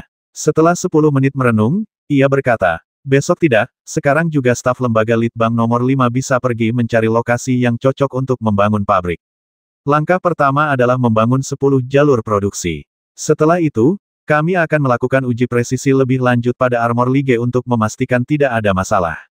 Saya ingin mendapatkan 5.000 set armor ini dalam waktu dekat. Baik, Yang Mulia, asisten peneliti itu menjawab dengan penuh hormat, dan menghela napas lega. Ia takut baju zirah Li Ge akan dihancurkan oleh Xiao Hong, karena setidaknya 6 lapis benda yang dirancang oleh lembaga penelitian dan pengembangan lain telah dihancurkan oleh Xiao Hong. Karena Xiao Hong sendiri seorang pembuat pola, ia banyak membaca dan berpengalaman dalam penelitian ilmiah, sehingga ia memiliki mata yang sangat tajam. Apapun yang tidak praktis atau secara teknis tidak sempurna dapat luput dari perhatian Xiao Hong. Tentu saja, Xiao Hong tidak akan melewatkan ciptaan yang berguna dan akan memanfaatkannya meskipun biayanya mahal. Meskipun penelitian dan pengembangan kapal perang pola ajaib telah berulang kali menemui kemunduran, Xiao Hong terus meningkatkan investasi, karena kapal perang pola ajaib sangat penting bagi pengembangan Provinsi Langit di masa depan. Setelah pengembangan kapal perang pola sihir selesai, Skyrim akan dapat memasuki era antar bintang dan akan sepenuhnya bebas dari semua kendala. Dan sekarang, yang harus dilakukan Xiao Hong adalah menyatukan bintang Ibel dan merebut kembali planet induk Lord Aeron. Dalam sekejap mata, 1 hari berlalu. Setelah sehari beristirahat, pasukan Provinsi Skyrim mulai bergerak lagi. Tujuannya kali ini menjadi sangat jelas, yaitu mengusir pasukan Sangbang dari bintang Ibel dan melancarkan serangan genosida terhadap kerajaan Gao Xiangzenyi. Pada pukul 8 pagi, Provinsi Langit mengirimkan 1 juta pasukan elit, yang berkumpul ke arah pegunungan Ores dan garis pertempuran Fajar untuk bergabung dengan pasukan yang ditempatkan di sana. Kapal selam pola ajaib yang berlabuh di pelabuhan laut pedalaman Lisjian, setelah menyelesaikan pasokan, sekali lagi diam-diam meninggalkan pelabuhan dan mulai melakukan penempatan strategis berikutnya. Sasaran utama serangan ini adalah pangkalan militer Sangbang di dekat Katulistiwa dan kota-kota utama kerajaan Gao Xiangzenyi. Di antara mereka, kota Shengzi telah dimasukkan dalam sasaran serangan saat ini. Singkatnya, strategi Xiao Hong adalah membuat mereka pergi secepat mungkin jika dia dapat mengusir pasukan Sangbang, dan mencari cara untuk menghabisi mereka dengan biaya serendah-rendahnya jika dia tidak dapat mengusir mereka. Shen Zongan dan Bian Sunan, yang berada di Liao Yuan yang rusak, masih terguncang dan kehilangan arah menghadapi situasi tersebut. Kerugian militer mencapai 500.000, dan banyak sekali prajurit yang menderita berbagai luka. Pasokan kekuatan pendorong Liao Yuan jelas tidak mencukupi dan tidak dapat lagi mempertahankan operasi normal. Kapal perang ini hanya dapat bertahan hidup. Kapal perang berpola sihir hanya dapat melakukan yang terbaik untuk melindungi Liao Yuan dari serangan lebih lanjut. Sudah menjadi kemewahan bagi para prajurit yang terluka untuk diangkut keluar dari Bintang Ibel dengan selamat. Kapal selam yang tersebar di berbagai wilayah laut akan menembakkan beberapa rudal berpola sihir segera setelah mereka melihat sesuatu di langit, tetapi mereka tidak berani mengatakan apakah mereka bisa mengenainya atau tidak. Singkatnya, mereka hanya ingin membuat kerajaan Bang Zenyi muak terlebih dahulu. Melihat melalui beberapa layar cahaya yang berfungsi, lebih dari 30 pangkalan militer yang diserang kemarin telah menjadi berantakan. Setelah asap perang, tembok-tembok yang hancur dan rerundewa dapat dilihat di mana-mana, dan daratan penuh dengan kehancuran. Lebih parahnya lagi, Shen Zongan dan Bian Sunan sudah benar-benar putus asa. Pertarungan penentuan melawan Provinsi Langit dalam kondisi seperti ini itu cuma candaan. Menunggu seperti ini bukanlah solusi. Melaporkan kepada kedua komandan, kami baru saja mengetahui bahwa Provinsi Skyrim telah memulai mobilisasi militer besar-besaran. Sebanyak 1 juta tentara telah dikerahkan, dibagi menjadi 2 kelompok, menuju front pertahanan Fajar dan garnisun militer di Pegunungan Ores. Pada saat ini, petugas intelijen tiba-tiba mendatangi Shen Zongan dan Bian Sunan dan melapor dengan ekspresi serius. Melihat Shen Zongan dan Bian Sunan, dua saudara yang sedang dalam kesusahan, mereka tidak dapat menahan diri untuk tidak bergidik ketika mendengar informasi tersebut, seperti burung yang ketakutan, dan ekspresi mereka menjadi gugup. Meskipun mereka tidak mengatakannya, yang mereka bayangkan adalah Provinsi Langit telah meraup untung besar, menyebabkan pasukan Sangbang setengah lumpuh. Seharusnya mereka melakukan penyesuaian aktif saat itu, tetapi itu terjadi lagi dalam waktu kurang dari sehari. Dia tidak hanya tidak memberi dirinya waktu untuk bernapas, dia juga tidak memberi pasukan Sangbang kesempatan untuk bernapas. Pengerahan 1 juta pasukan jelas merupakan upaya lain untuk mengambil inisiatif dalam penyerangan, yang dapat digambarkan sebagai gelombang demi gelombang.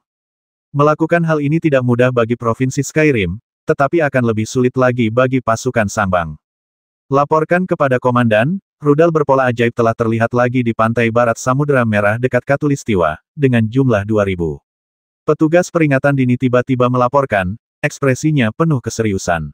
Di sisi lain, Shen Zongan dan Bian Sunan hampir muntah darah ketika mendengar berita itu. Baru sehari berlalu, kejadian itu terulang kembali. Jelas sekali mereka tidak memberi jalan bagi pasukan Sangbang untuk bertahan hidup. Faktanya, setelah pengalaman tragis kemarin, rudal pola ajaib dari Provinsi Tianji telah menyebabkan trauma psikologis yang hebat bagi Shen Zongan dan Bian Sunan. Perintahkan pasukan untuk mulai mengkonsolidasikan garnisun dari 56 menjadi 20, sejauh mungkin dari garis pantai. Sekarang semua pesawat tempur berpola sihir lepas landas dengan cepat, aktifkan sistem pertahanan udara, waspada, dan lakukan intersepsi yang tepat. Bian Sunan mengeluarkan perintah dengan wajah getir. Shen Zongan melakukan hal yang sama, memerintahkan seluruh armada utama untuk berdiri di antara Bintang Ibel dan Liao Yuan yang rusak. Mereka mengambil posisi bertahan yang sepenuhnya pasif, dan sulit membayangkan bahwa ini adalah pasukan kerajaan Sangbang Zenyi. Namun, apa yang tidak pernah diharapkan Shen Zongan dan Bian Sunan adalah bahwa setelah 2000 rudal pola ajaib ditembakkan, permukaan laut tidak lagi bergerak dan semuanya kembali tenang lagi. Namun demikian, seluruh prajurit Sangbang tetap waspada dan tidak berani lengah sedikitpun. Ini jelas menunjukkan bahwa kerajaan Sangbang Zenyi tidak mungkin lagi melawan atau berhenti sesuka hati. Dengan kata lain, setelah serangan kemarin, inisiatif strategis antara pasukan Sangbang dan pasukan Lord Daeron telah sepenuhnya berpindah tangan. 2 jam berlalu, dan melihat tidak ada pergerakan dari rudal pola ajaib di Provinsi Tianji, para prajurit Sangbang hendak beristirahat, tetapi kemudian sirene berbunyi lagi, dan sekumpulan rudal pola ajaib keluar dari permukaan laut dan membombardir pangkalan Sangbang. Tak berdaya, para prajurit Sangbang hanya bisa menegang lagi. Setelah beberapa kali berjuang, prajurit Sangbang berada di ambang kehancuran. Di sisi lain, Xiao Hong tidak terlalu radikal saat itu. Kecuali benar-benar diperlukan dan menyangkut kelangsungan hidup ras, Xiao Hong tidak akan mudah bercanda tentang nyawa para prajurit. Sekarang yang harus dilakukan Xiao Hong hanyalah mengganggu. Ia harus terus menggunakan rudal pola sihir untuk mengganggu dan tidak memberi kerajaan Sangbang Zenyi kesempatan untuk bernapas. Saat ini, Xiao Hong berada di sebuah lembah luas antara Kabupaten Liton dan Kabupaten Kaspian. Lembah ini dikelilingi pegunungan di semua sisinya, dan di tengahnya terdapat gurun pasir dengan hanya sedikit rumput liar. Berbagai badan mekanik berpola sihir berukuran besar sedang dibangun di sini dengan cepat. Tujuannya adalah untuk membangun 10 jalur produksi armor Lige sesegera mungkin, dan kemudian segera memulai produksi skala besar. Batch pertama yang dipesan berjumlah 5.000 hingga 10.000 set, yang dapat melengkapi seluruh divisi. Setengah bulan berlalu dengan cepat, dan cuaca di Provinsi Tianji masih dingin, dengan salju putih bertebaran di langit. Musim di Provinsi Tianji telah sepenuhnya memasuki musim dingin yang dalam. Di sebuah pangkalan militer di Caspian County, 5.000 prajurit Lord Aeron, mengenakan 5.000 perlengkapan tempur rego yang baru saja dikirim, tengah berlatih berbagai gerakan di lapangan bermain logam lunak yang besar, menyerang, menghindar, dan menggerakkan pola pertempuran untuk melancarkan serangan. Pasukan pertama yang diperlengkapi adalah divisi guk-guk liar dari Lipton County. Sesuai dengan namanya, tingkat kekuatan pendorong mereka tidak terlalu tinggi. Jumlah pasukan di tingkat master tidak banyak, dan kebanyakan dari mereka berada di tingkat keempat atau kelima. Namun, gaya bertarung mereka sangat ulet dan mereka berani bertarung sampai mati. Pada dasarnya, para prajurit dari atas sampai bawah berguling-guling berlumuran darah. Karena Liego Armor hanya cocok untuk level di bawah Master, peningkatan efektivitas tempur akan sangat berkurang jika dilengkapi dengan perlengkapan Master yang dapat mengendalikan pola aliran. Oleh karena itu, sangatlah tepat bagi divisi bis untuk memprioritaskan penggunaan Liego Armor. Pada saat ini, Xiao Hong berdiri di menara pangkalan militer. Ekspresinya tidak bergerak, melihat pemandangan 5.000 prajurit divisi guk-guk liar yang melakukan pelatihan adaptif di alun-alun. Setiap armor Liego dapat meningkatkan kecepatan, efektivitas tempur, dan bantuan tempur para prajurit divisi guk-guk liar. Setiap bagian baju zirah berpola sihir memiliki permukaan buram, tanpa pantulan apapun, dan memiliki kemampuan perlindungan yang sangat kuat. Melihat data yang dikumpulkan pada baju zirah Lige di layar cahaya di sampingnya, sedikit rasa dingin akhirnya melintas di wajah Xiao Hong. Dapat dikatakan bahwa armor Liego di depan kita ini perlahan-lahan mulai memancarkan aura masa depan. Berbeda dengan armor konvensional saat ini, pola sihir komunikasi, pola sihir penglihatan malam, semuanya terintegrasi ke dalam armor Liego, memberikan daya tempur dan pertahanan yang kuat sekaligus memberikan kemudahan bagi para prajurit untuk bertempur semaksimal mungkin. Aku baru saja melakukan sedikit eksperimen dengan baju zirah semacam ini.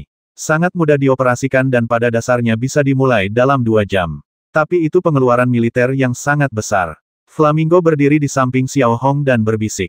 Selama kita bisa meningkatkan efektivitas tempur secara signifikan dan memastikan keselamatan para prajurit, anggaran militer tidak masalah. Bukankah itu gunanya anggaran militer? Xiao Hong menjawab dengan lembut.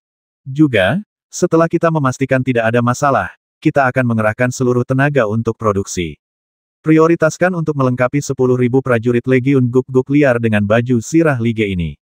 Lalu, gunakan mereka sebagai garda terdepan untuk melancarkan serangan nyata ke markas pasukan Sangbang. Kita akan berusaha keras untuk mengusir para prajurit Sangbang sepenuhnya, mengusir Bintang Ibel, dan kemudian kerajaan kebenaran sejati Gaoxiang.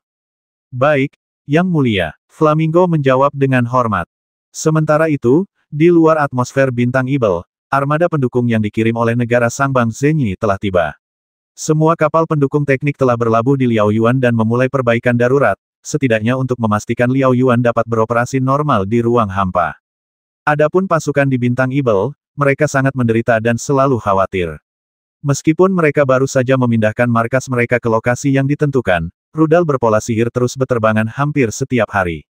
Para prajurit dari Sangbang, yang datang dengan momentum agresif seperti itu, terus-menerus menderita. Tetapi serangan itu sudah mustahil dilakukan, dan tidak ada berita mengenai penarikan pasukan. Dari sudut pandang Heitinga, hal ini dapat dimengerti. Jika garnisun kerajaan Sangbang Zenyi ditarik, di satu sisi, itu akan menandakan kekalahan totalnya, dan di sisi lain, sama saja dengan menyerahkan Bintang Ibel kepada Provinsi Langit. Lagi pula, mengandalkan beberapa timun busuk dari kerajaan Gaoxiang Zenyi untuk melawan Provinsi Langit saat ini hanyalah khayalan belaka. Seluruh situasi pertempuran tampaknya semakin condong ke pihak Xiao Hong.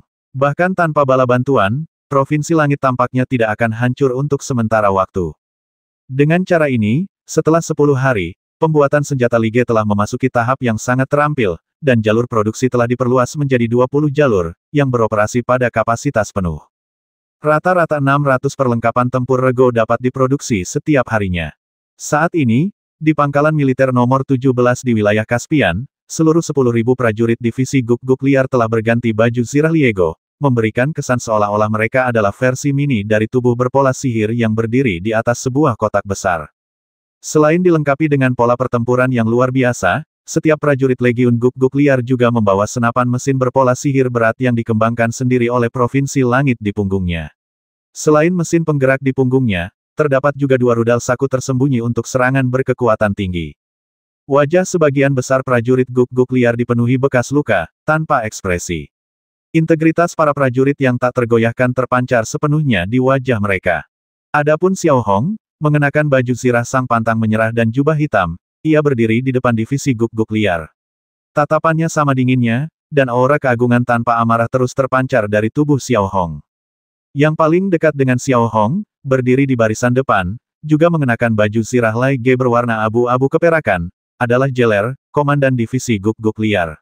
Dibandingkan dengan komandan divisi lain yang memiliki daya dorong yang mendalam, Jeler hanya setingkat master mengemudi tingkat pertama, yang bisa dikatakan sangat lemah, tetapi bekas luka yang bersilangan di wajahnya seolah memberitahu orang-orang bagaimana ia menjadi komandan divisi. Tak seorang pun akan mendiskriminasi divisi Guk-Guk Liar hanya karena daya dorong mereka yang rendah. Sebaliknya, mereka akan sangat terkagum-kagum. Keberanian mereka untuk bertarung sampai mati melawan musuh di saat kritis pasti akan membuat musuh takut. Mungkin, kau masih merasa aneh bahwa perlengkapan terbaik sejauh ini, Liego Armor, diberikan kepadamu lebih dulu. Itu hanya karena satu kalimat aku mengagumimu dan kemampuan bertarungmu. Xiao Hong perlahan berhenti berjalan maju mundur, berdiri di depan dengan kaki sedikit terbuka, dan berkata dengan keras. Prajurit Guk-Guk Liar itu tidak menjawab, hanya menatap Xiao Hong dengan tatapan yang hampir seperti binatang buas. Ada kekaguman di matanya, tetapi lebih banyak lagi rasa dingin. Sudahlah, tak perlu bicara lagi, pergilah ke medan perang dan buktikan semangat juangmu, lanjut Xiao Hong dengan lantang. Ya, Tuan. Dalam sekejap, respons tertib divisi Guk-Guk Liar terdengar di medan perang. Kemudian, sesuai dengan pengerahan sebelumnya, 10.000 prajurit Guk-Guk Liar memasuki kapal pengangkut pasukan berpola sihir yang direbut dari kerajaan Sangbang Zenyi. Kapal pengangkut pasukan berpola sihir itu perlahan naik ke udara dan dengan cepat menuju pegunungan Ores di ketinggian rendah. Di sisi lain, Xiao Hong melirik beberapa transportasi pasukan berpola ajaib yang pergi, lalu melihat sisa cahaya matahari terbenam, lalu mengikuti celah angkasa dan memasuki ruang komando inti pangkalan Angkatan Laut. Hampir sebulan telah berlalu, dan sudah waktunya bagi Provinsi Langit untuk mulai bergerak lagi. Kali ini, tujuan serangan Xiao Hong adalah menghancurkan pangkalan militer No. 1 Kerajaan Sangbang Zenyi, tempat total 100.000 tentara Sangbang ditempatkan. Pangkalan ini juga merupakan yang terdekat dengan Gunung Ores, sekitar 100 km jauhnya. Letaknya sangat dekat dan juga merupakan pangkalan militer yang menimbulkan ancaman terbesar bagi Skyrim. Sekali lagi duduk di kursi utama, para jenderal internal dan personel teknis telah berkumpul, dan mata mereka semua tertuju pada layar cahaya.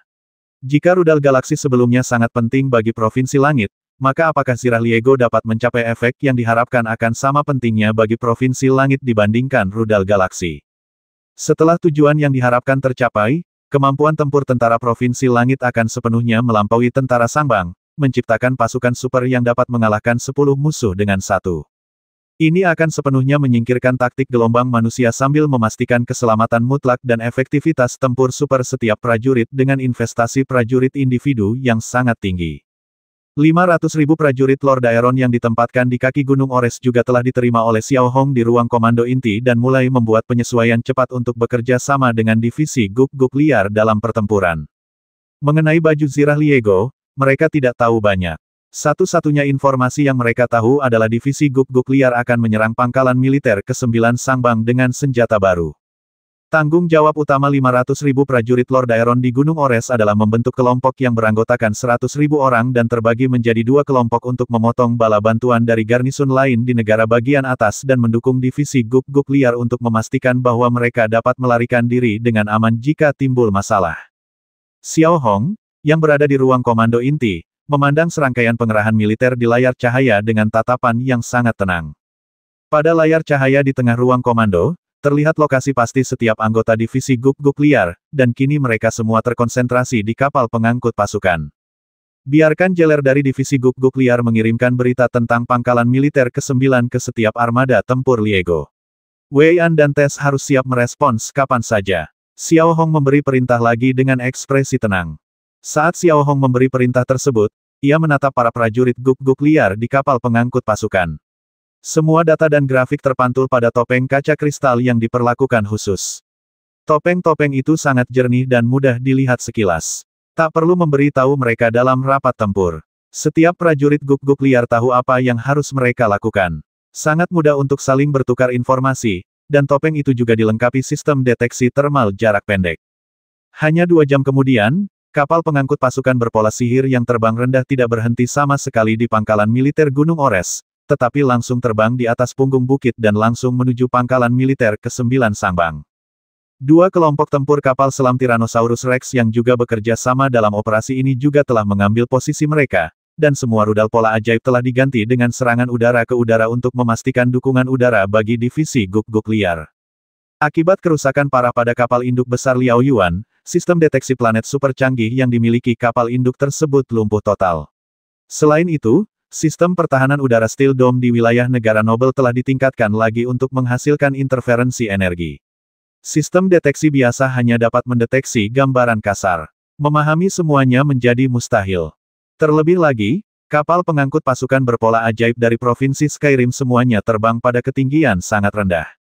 Oleh karena itu, ketika armada kerajaan Sangbang Zenyi mendeteksi kapal pengangkut pasukan Provinsi Langit, armada pengangkut pasukan telah bergegas keluar dari Gunung Aores dan langsung menuju garnisun militer ke-9. Pada saat yang sama, di Liao Yuan, Shen Zongan dan Bian Sunan secara aktif menyebarkan pertahanan, memfokuskan hampir seluruh perhatian mereka untuk mencegah Provinsi Tianji melancarkan serangan rudal. Kini, menghadapi Xiao Hong dan Provinsi Langit, mereka memilih untuk menerima posisi kedua terbaik. Mereka tidak lagi bermimpi mencaplok Provinsi Langit sekaligus. Mereka hanya berharap dapat mengendalikan ekspansi eksternal Provinsi Langit dan menstabilkan situasi saat ini. Namun, tepat ketika Shen Zongan dan Bian Sunan sedang menyusun rencana, perwira peringatan yang bertugas memberi peringatan di darat tiba-tiba menoleh dan melapor kepada Shen Zongan, "Komandan, ada situasi darurat." "Serangan rudal lagi?" tanya Shen Zongan dengan suara berat dan wajah lesu. Tidak kali ini. Sebuah armada pengangkut pasukan berpola ajaib sedang melintas di ketinggian yang sangat rendah. Jumlah orang di kapal pengangkut pasukan tersebut diperkirakan 10.000 orang. Petugas peringatan dini merespons dan kemudian memindahkan gambar ke layar cahaya utama. Saya melihat armada pengangkut pasukan berpola ajaib yang berjumlah 10.000 orang, yang tidak berhenti di udara, tetapi bergegas menuju ke arah pangkalan militer ke-9, tanpa berhenti sama sekali di sepanjang jalan. Melihat pemandangan ini, ekspresi Shen Zongan dan Bian Sunan langsung berubah. Itu bukan rudal berpola sihir, melainkan kapal pengangkut berpola sihir. Untuk apa ini? Dan perkiraan kasar menunjukkan bahwa armada pengangkut seperti itu hanya mampu mengangkut sekitar 10.000 orang. Kali ini, Shen Zongan dan Bian Sunan kembali bingung. Pangkalan militer ke-9 memiliki jumlah tentara yang sangat besar, mencapai 100.000 orang, dan pengiriman kapal pengangkut pasukan jelas dimaksudkan untuk menghadapi pasukan darat kerajaan Sangbang Zenyi secara langsung. Tapi Lord Daeron hanya mengirim 10.000 orang dengan cepat, seolah-olah untuk menghadapi 100.000 tentara kerajaan Sangbang Zenyi. Ini agak bercanda, kan? Meskipun tentara Sangbang mengalami kemunduran satu demi satu, pasukan darat yang dibanggakan oleh negara Sangbang Zenyi tidak terbuat dari tanah liat. Kau hanya ingin mengirim 1 divisi untuk melawan 10 divisi kita, bukankah itu terlalu meremehkan pasukan Sangbang? Tanya Bian Sunan sambil melihat gambar di layar yang terang. Menurutku, setelah beberapa kemenangan di Provinsi Tianji, kepercayaan diri Xiao Hong meroket, dan dia yakin pasukan Sangbang sangat lemah. Raut wajah Shen Zongan berubah dingin. Rasa frustrasi yang dirasakannya selama beberapa hari terakhir perlahan-lahan berkobar dan berubah menjadi amarah. Kau ingin melawan kami yang beranggotakan 100.000 orang hanya dengan 10.000 prajurit? Kalau begitu, cobalah. Berikan perintah kepada 100.000 prajurit di garnisun ke-9. Bersiaplah untuk pertempuran segera. Saatnya Provinsi Tianji melihat kekuatan sejati pasukan Sangbang. Bian Sunan memberi perintah kepada petugas informasi. Sesaat kemudian, para prajurit Sangbang, yang beberapa hari terakhir ini seperti burung ketakutan, menerima perintah Bian Sunan. Bersamaan dengan itu, mereka juga mengetahui berita tentang kapal pengangkut pasukan Provinsi Tianji. Niat membasmi kembali terpancar di wajah mereka yang awalnya panik. Mereka sendiri adalah prajurit, dan ada sedikit darah di hati mereka. Mereka telah mengalami kemunduran berulang kali dalam beberapa hari terakhir, dan mustahil bagi mereka untuk tidak menyimpan dendam di hati mereka. Mengetahui 10.000 prajurit Lord Aeron mendekat, mata para prajurit Sangbang berkilat tajam. Dengan kecepatan tinggi, mereka mengaktifkan pola perang mereka dan melewati barak-barak sederhana. Mereka berkumpul di utara garnisun. Pada saat yang sama, tank-tank berpola sihir di darat siap mengangkat meriam anti pesawat berpola sihir mereka, siap mencegah transportasi pasukan dari udara, atau melancarkan intersepsi senjata api yang dahsyat terhadap pasukan udara. Adapun prajurit Sangbang di dekat tank pola ajaib, mereka sudah mulai bersiap. Panglima Garnisun Militer ke-9 adalah Letnan Jenderal Noi, yang tampaknya baru berusia 40-an. Ia berada di kapal pengangkut berpola sihir mewah di Garnisun ke-9, matanya terpaku pada layar cahaya di depannya. Menurutnya, tentara Sangbang punya peluang untuk membalikkan keadaan. Ia tidak percaya kapal pengangkut sebanyak itu bisa mengangkut ratusan ribu orang. Sekitar semenit kemudian, armada transportasi Lord Aeron perlahan muncul di langit utara pangkalan ke-9, kurang dari 10 km dari pangkalan militer. Dibandingkan dengan masa lalu, armada itu tidak lagi memancarkan aura pembasmi. Prajurit Garnisun ke-9, bersiaplah untuk bertempur. Pasukan besar negara bagian atas akan membalas kekalahannya di sini. Noi mengeluarkan perintah melalui pola sihir komunikasi. Matanya mulai memerah. Akhir-akhir ini, ia membenci penduduk Lord Aeron. Setelah menerima perintah Noi, semua prajurit Sangbang telah mengerahkan seluruh energi mereka untuk mempersiapkan pertempuran sengit dengan pasukan Lord Aeron di sini. Akan tetapi, tepat ketika tank-tank berpola sihir dan prajurit Sangbang sudah sepenuhnya siap, sambil menatap ke langit, palka-palka kapal pengangkut pasukan berpola sihir terbuka satu demi satu. Kemudian, prajurit guk-guk liar yang mengenakan baju zirah Liego, tanpa membawa pola sihir penyangga udara, langsung melompat keluar dari kapal pengangkut pasukan berpola sihir dan jatuh dengan cepat ke tanah.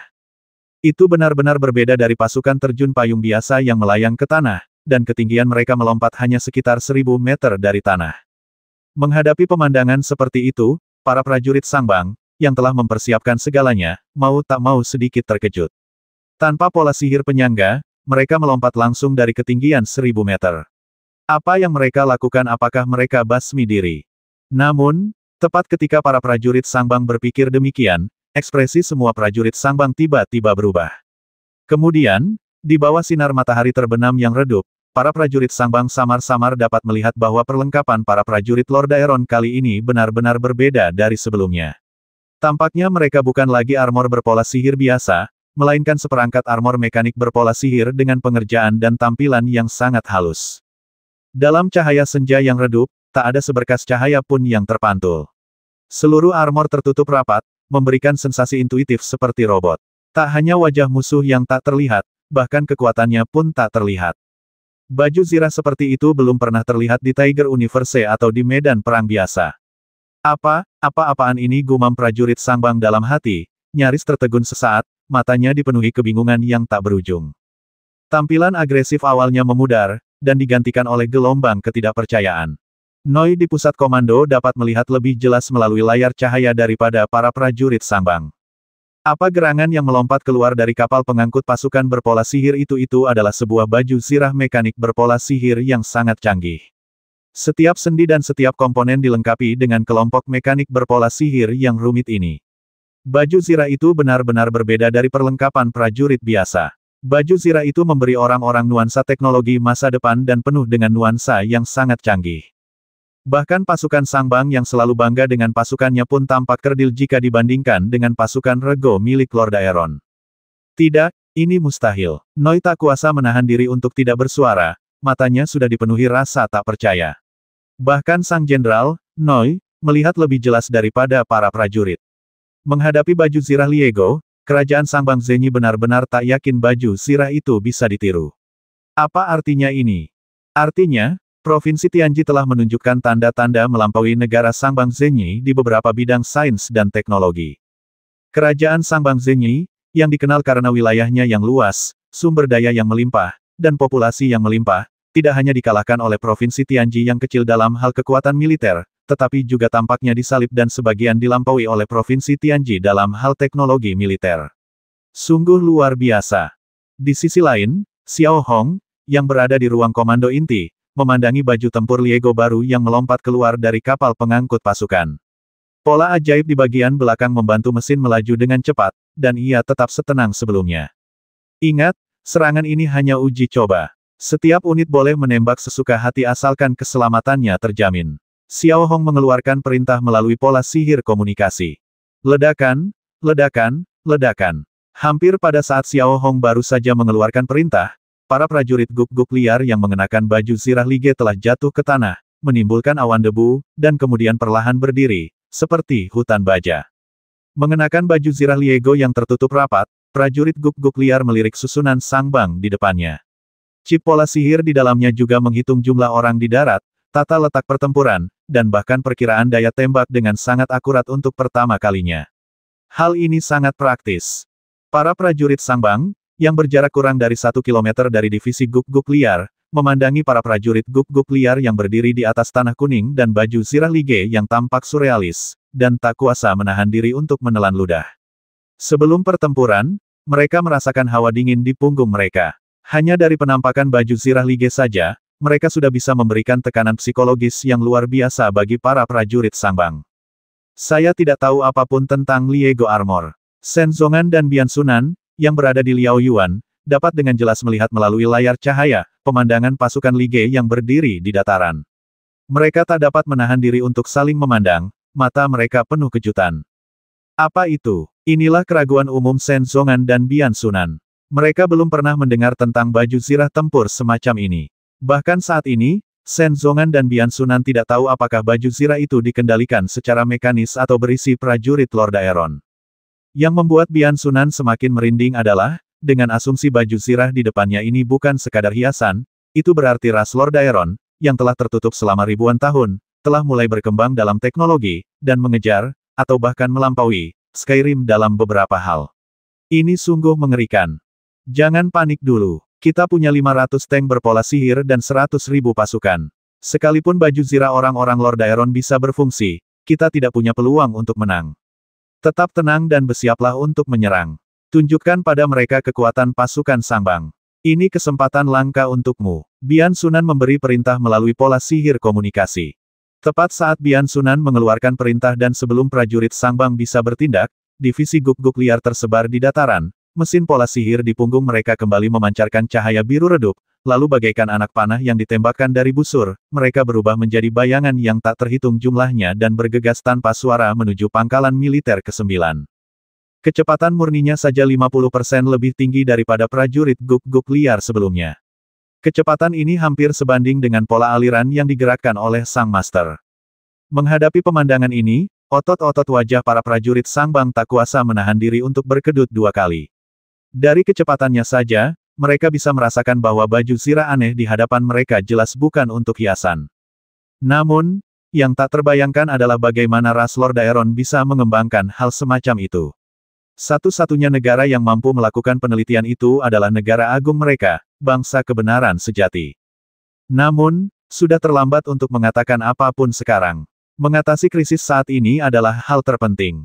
Tanpa basa-basi lagi, tank pola ajaib mengangkat senjata utama mereka tinggi-tinggi dan menembakkan satu demi satu peluru pola ajaib ke arah serangan divisi guk-guk liar. Tepat ketika peluru-peluru berpola ajaib ini mendarat di tanah, para prajurit Wild Dog, yang mengendalikan baju tempur Liego mereka, melompat tinggi ke udara.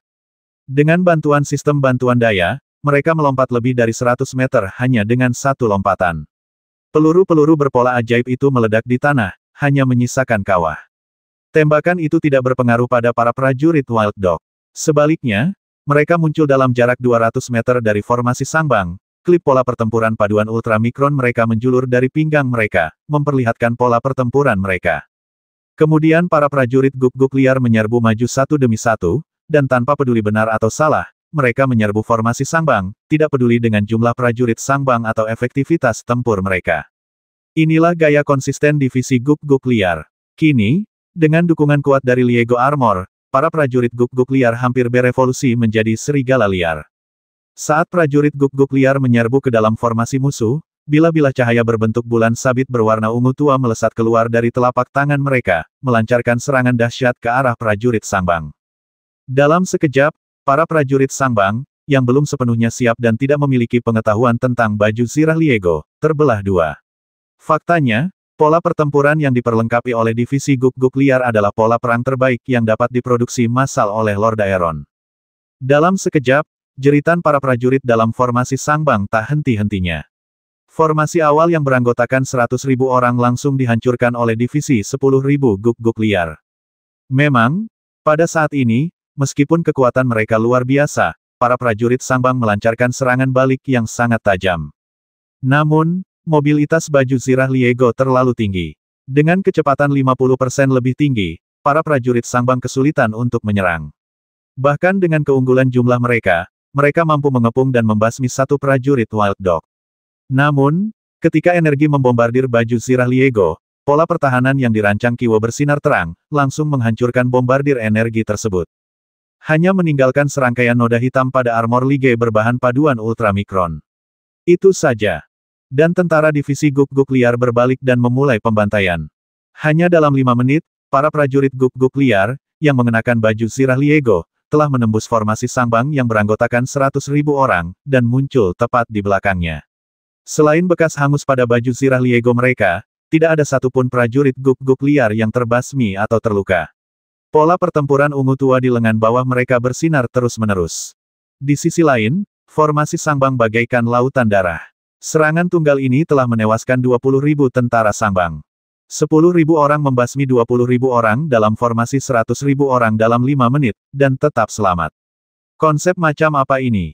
Pada saat ini, bahkan bos Angel Enterprise, Ai Luo, hampir tercengang saat dia menyaksikan melalui layar cahaya ketika 10.000 prajurit Wild Dog, dengan kekuatan yang tak terhentikan, langsung menembus formasi Sangbang yang beranggotakan 100.000 orang, yang dikenal sebagai pasukan terkuat. Apa sih yang dikenakan para prajurit itu sebagai bos Angel Enterprise, raksasa senjata pertama di Tiger Universe? Aurora benar-benar melontarkan pertanyaan seperti itu. Hanya dengan melihatnya sekilas, Ai Luo dapat dengan jelas merasakan kerumitan baju zirah Liego, serta kinerja yang luar biasa dan ketahanannya terhadap serangan. Bahkan Ai Luo merasa ini adalah senjata yang dibawa Xiao Hong dari masa depan. Bahkan Angel Enterprise pun tampaknya masih jauh tertinggal dalam hal membuat armor semacam ini. Kesulitan terbesarnya adalah mencapai tingkat sinkronisasi gerakan yang sangat tinggi dengan pemakainya. Faktanya, sebagian besar teknologi pada armor jenis ini ditransfer dari tubuh pola sihir, terutama sistem transmisi saraf, yang bukanlah teknologi yang bisa dikuasai begitu saja. Tak hanya Ai Luo, Green yang duduk di mejanya pun berubah ekspresi.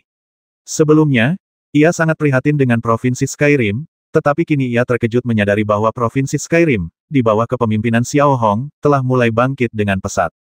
Namun, Lige Armor ini telah mulai melampaui kerajaan Sangbang Zenyi dalam hal teknologi dan pencapaian ilmiah, dan berani meluncurkan tantangan langsung ke kerajaan Sangbang Zenyi, yang dikenal sebagai Raja Tentara. Terlebih lagi, dalam satu pertempuran saja, mereka membasmi 20.000 prajurit Sangbang, yang merupakan jumlah yang sangat mencengangkan. Sebaliknya, pasukan guk-guk liar dari pangkalan militer ke-9 tidak mengikuti pola serangan konvensional, menembus formasi Sangbang dan langsung memasuki pangkalan untuk menimbulkan kekacauan. Mereka justru berhenti sejenak, melenturkan jari-jari mereka yang terbungkus logam paduan ultramikron, perlahan berbalik, dan sekali lagi mengarahkan tubuh mereka ke arah pasukan Sangbang. Menghadapi pemandangan seperti itu, siapapun bisa mengerti bahwa para prajurit guk-guk liar ini tidak datang ke sini untuk menghancurkan garnisun ke-9. Tujuan mereka satu-satunya adalah membasmi. Saat prajurit guk-guk liar perlahan berbalik, aura pembasmi memenuhi udara, memaksa para prajurit Sangbang mundur beberapa langkah. Melihat prajurit guk-guk liar di hadapan mereka, yang sepenuhnya terbalut baju zirah Lige, mereka tak kuasa menahan diri untuk meludah dengan jijik. Kekuatan mereka yang rapuh telah hancur total. Tanpa memberi para prajurit Sangbang banyak waktu untuk bernapas, baju zirah ultramikron di paha para prajurit guk-guk liar terbuka, dan pisau-pisau paduan mikron bermunculan satu demi satu. Kemudian mereka berakselerasi lagi dan menyerbu formasi para prajurit Sangbang, basmi. Inilah gaya konsisten divisi guk-guk liar. Di mata mereka, perang hanya punya dua kemungkinan: kita akan berbaris melewati mayat musuh, atau musuh akan berbaris melewati kita. Shenzongan dan Biansunan, di atas kapal Liao Yuan yang karam, menyaksikan layar menampilkan adegan 100.000 prajurit garnisun ke-9 yang dibantai secara brutal oleh 10.000 prajurit lainnya. Mulut mereka berkedut, mata mereka merah, seperti penjudi yang kehilangan semua uang mereka. Pasukan Sangbang, yang dikenal sebagai Raja Segala Pasukan, saat ini, tanpa gangguan rudal pola sihir, tanpa gemuruh aksi militer universal, pertempuran darat ke darat murni, dan 100.000 prajurit dihajar habis-habisan oleh 10.000 prajurit lainnya. Sungguh tak terbayangkan. Pada saat yang sama, sebuah perasaan perlahan muncul di hati Bian Sunan di bawah kepemimpinan Xiao Hong, pasukan Sangbang tampaknya tidak mampu menekan Provinsi Tianji.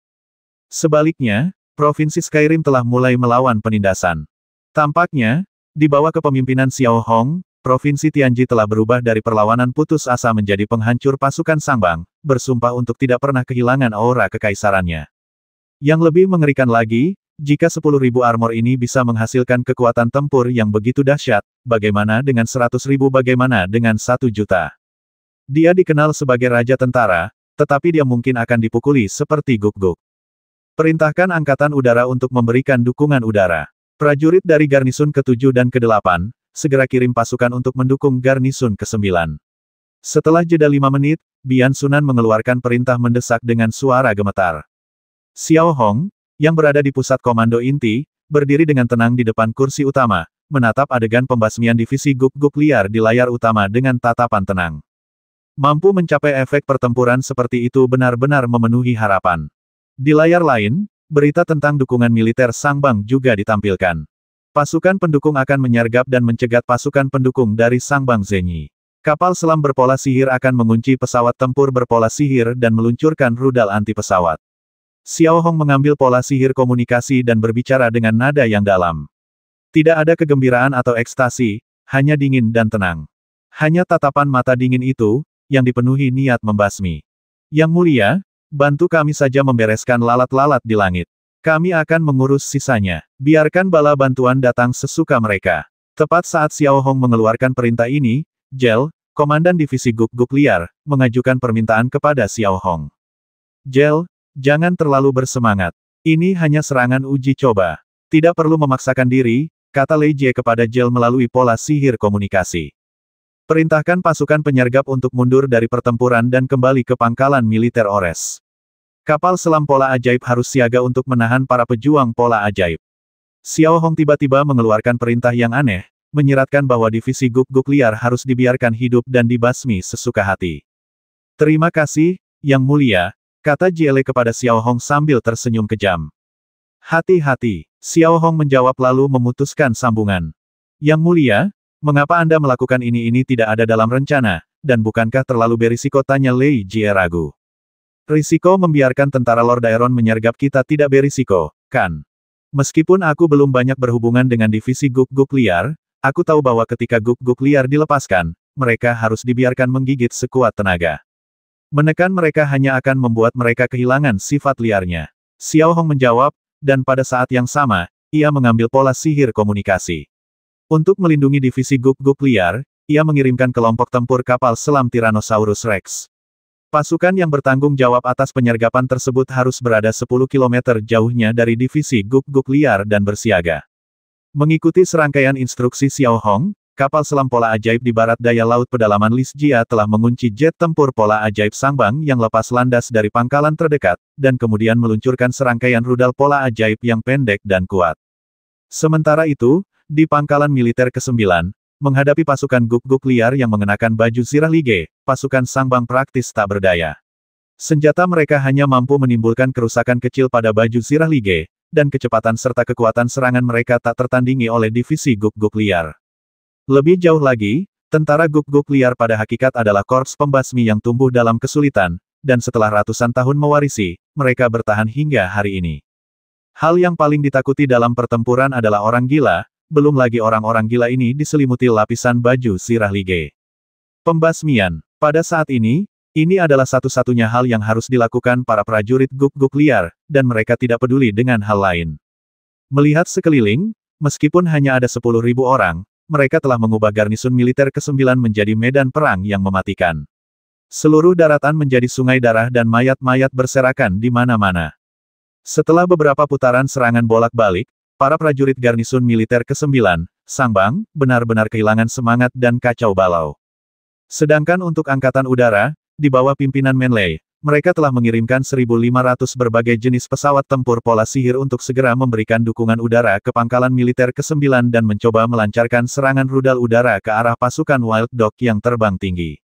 Akan tetapi, tepat saat kelompok tempur Manley hendak mencapai langit di atas pangkalan ke-9, kelompok tempur Tyrannosaurus Rex di Laut Pedalaman Risjian melancarkan rentetan rudal anti-pesawat, melancarkan serangan dahsyat terhadap kelompok tempur Sangbang. Untuk sesaat, langit yang sudah gelap kembali dipenuhi api, dan bola-bola cahaya dari rudal yang meledak terus berkelebat di atas bumi. Para pejuang pola sihir di langit dengan panik menekan serangan itu dengan senjata api. Tiba-tiba, 1.500 pejuang pola sihir mulai kewalahan dan terus menghindar di udara atau menggunakan rudal untuk mencegat. Menunduk ke tanah, pasukan Sangbang telah dihajar habis-habisan oleh pasukan Lord Aeron. Dari 100.000 prajurit, hanya tersisa kurang dari 60.000. Pembantaian terus berlanjut. Setiap bagian baju zirah tempur Liego berlumuran darah mendidih, memantulkan gelombang cahaya basah di bawah cahaya bulan yang redup. Divisi guk-guk liar tidak dapat dihentikan saat ini. Jauh di angkasa, Manley mati-matian menghindari dan mencegat rudal, menyaksikan pasukan Sangbang, yang dikenal sebagai Raja Pasukan, diinjak-injak oleh pasukan Provinsi Langit. Matanya dipenuhi kengerian yang tak berujung. Pada saat ini, ia benar-benar menyadari bahwa Skyrim telah mulai mengembangkan sistem ofensif dan defensif yang lengkap. Supremasi udara diredam oleh rudal anti-pesawat, dan serangan darat tidak lagi didasarkan pada taktik gelombang manusia, melainkan pada lapis baja aneh ini. Hal ini memungkinkan pasukan Lord Aeron mencapai ketinggian yang belum pernah terjadi sebelumnya. Manley tidak dapat menahan perasaan sedikit cemas. 100 pesawat tempur pola ajaib dari skuadron tempur pertama, turun di bawah 1.000 meter dan masuk ke mode serangan ketinggian sangat rendah. Hindari intersepsi rudal anti-pesawat. Meskipun agak cemas, pikiran Manley tetap berputar dengan kecepatan penuh, memberikan perintah yang relatif masuk akal. Mengikuti perintah Manley, para pejuang pola sihir di belakangnya menukik ke arah prajurit guk-guk liar di tanah. Menggunakan petarung berpola sihir untuk melawan prajurit belum pernah terjadi sebelumnya dalam sejarah perang. Berapa harga petarung berpola sihir, berapa harga prajurit? Namun saat ini, Angkatan Udara Sangbang benar-benar tidak memiliki solusi yang lebih baik. Namun, saat 100 pejuang pola sihir mendekati titik kritis 1.000 meter, topeng prajurit guk-guk liar telah mengumpulkan semua data pejuang pola sihir dan secara otomatis menghitung target terbaik untuk diserang. Sesaat kemudian, lapisan pelindung di bagian belakang bahu Liego Battle Armor terbuka dengan cepat, memperlihatkan dua rudal miniatur jarak pendek berpola sihir. Kemudian, 200 Liego Battle Armor secara bersamaan menembakkan 200 rudal miniatur jarak pendek ke arah pesawat tempur berpola sihir yang sedang menukik. Armor berpola ajaib ini membawa hulu ledak saku dan dapat melakukan serangan isi ulang tipe kesalahan. Ini sesuatu yang tak terbayangkan. Hanya sedetik berlalu, dan pilot benar-benar terkejut. Nyaris tak ada waktu untuk bereaksi. Ledakan, ledakan, ledakan, ledakan. Dalam sekejap, bola-bola cahaya menyala satu demi satu di langit, bagaikan kembang api di sebuah festival. Cahaya terang itu bahkan membuat bumi seterang siang hari.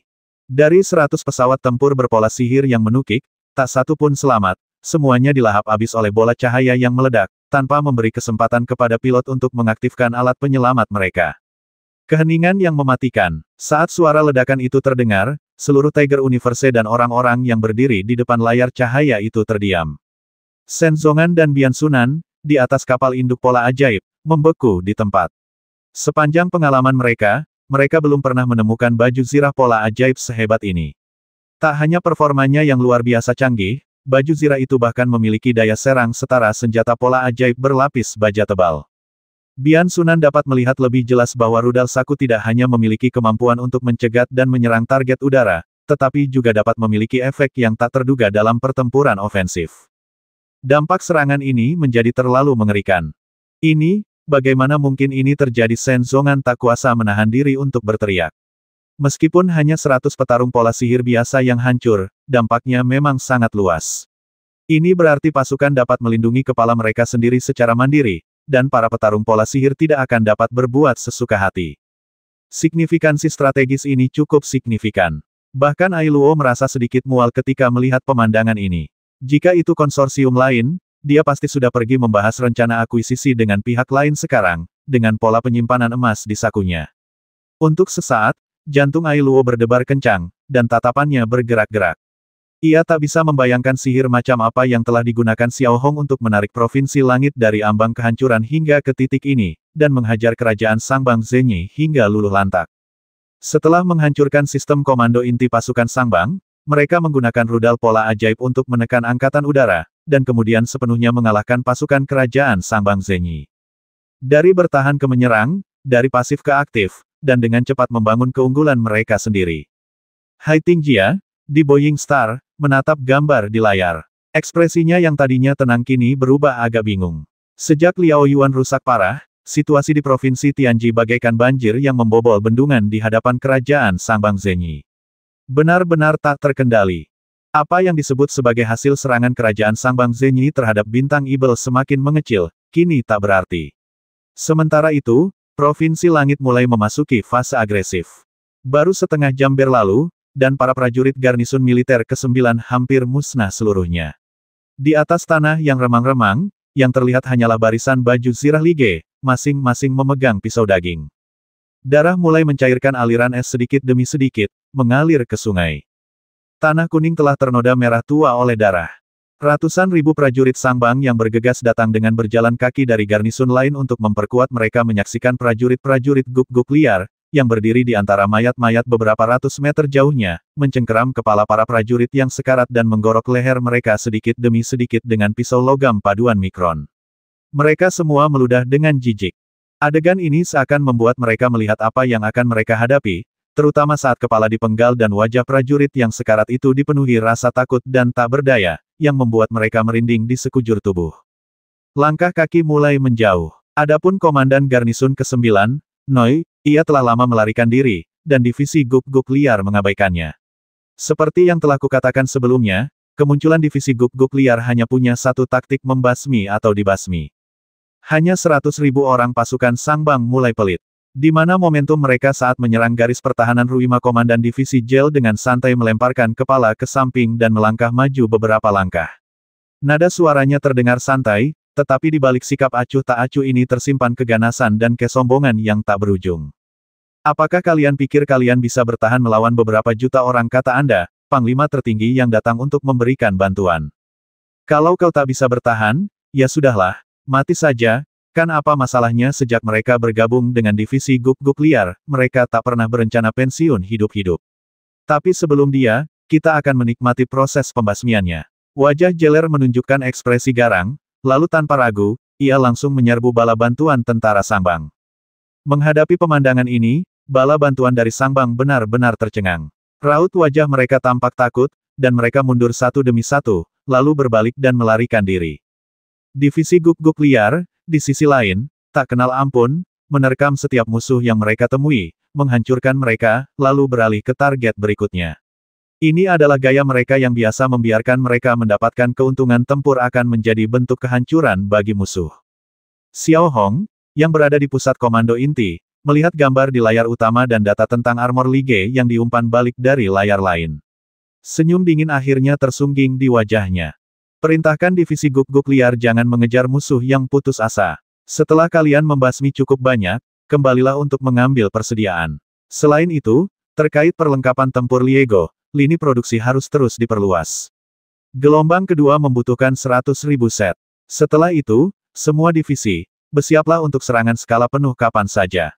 Sebelum Xiao Hong sempat menyelesaikan perintahnya, ia hanya melemparkan pola sihir komunikasi ruang komando inti ke atas meja dan berjalan keluar. Pukul 8 malam, pengejaran divisi guk-guk liar akhirnya berakhir. Dari utara ke selatan, mereka meninggalkan jejak berlumuran darah, dan kematian tragis para prajurit Sangbang terlihat di mana-mana di sepanjang jalan. Pada saat ini, para prajurit guk-guk liar, yang dengan senang hati membasmi sekelompok dari mereka, telah menaiki kapal pengangkut pola ajaib dan kembali ke wilayah negara mulia dengan kecepatan tercepat. 10.000 orang ini saja sudah cukup untuk membuat pasukan Sangbang kehilangan 130.000 orang. Mereka menolak menyerah dalam bentuk apapun dan tidak peduli dengan nyawa warga sipil Gaoxiang. Mereka pada dasarnya bukan manusia dan akan dibasmi jika bertemu dengan mereka. Hal ini tidak diragukan lagi merupakan pukulan yang sangat berat bagi kerajaan Sangbang Zenyi. 130.000 orang mungkin dapat diterima di masa lalu, tetapi memikirkan bagaimana 130.000 orang ini hilang, seseorang mendapat firasat mengerikan. 10.000 melawan 130.000, dan mereka tidak dirugikan sama sekali. Di ruang konferensi tertinggi di bintang Boeing, Plato telah berpatroli di berbagai negara bintang. Ia tidak lagi mempertanyakan hal-hal yang berkaitan dengan perang, dan bahkan berhenti menangkap para jenderal karena perilaku mereka yang berlebihan. Hei Tinga, Du Qiang, dan Zeko, melihat data yang dikirim kembali dari garis depan, membeku di tempat.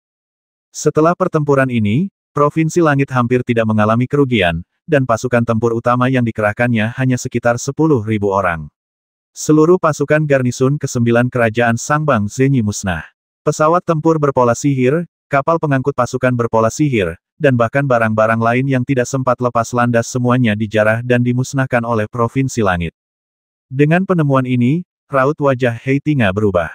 Meskipun ia tidak mengakuinya dan tidak bisa mengakuinya, Hei Tinga sudah samar-samar merasa bahwa pertempuran saat ini bukan lagi rawa perang, melainkan dikejar dan dikalahkan oleh Provinsi Langit sedikit demi sedikit.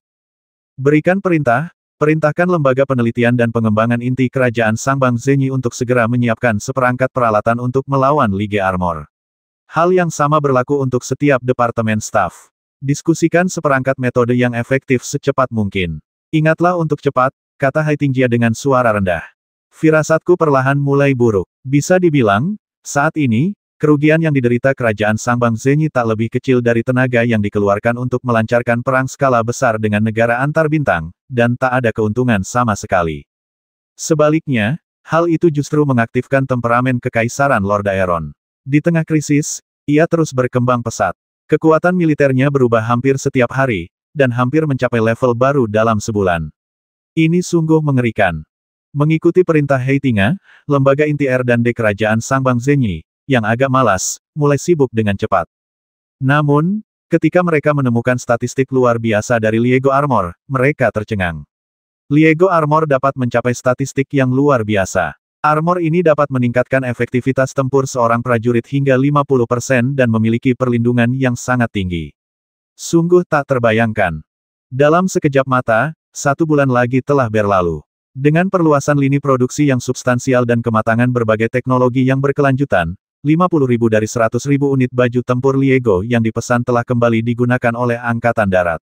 Di setiap kabupaten, divisi yang sesuai dipilih dan diprioritaskan untuk peralatan. Jumlah total orang yang diperlengkapi telah mencapai 60.000 orang. Kita telah sepenuhnya memahami keefektifan pertempuran dari tank Liego, dan jelas terlihat apa yang diwakili oleh 60.000 unit. Karena munculnya Lige Armor, efektivitas tempur dan pengeluaran militer terus meningkat, Xiao Hong sekali lagi mengeluarkan perintah untuk mengurangi jumlah pasukan, mengurangi pasukan permanen dari 3 juta menjadi 2 juta, dan sisa 1 juta orang sekali lagi kembali menjadi penduduk sipil untuk terlibat dalam berbagai aspek produksi.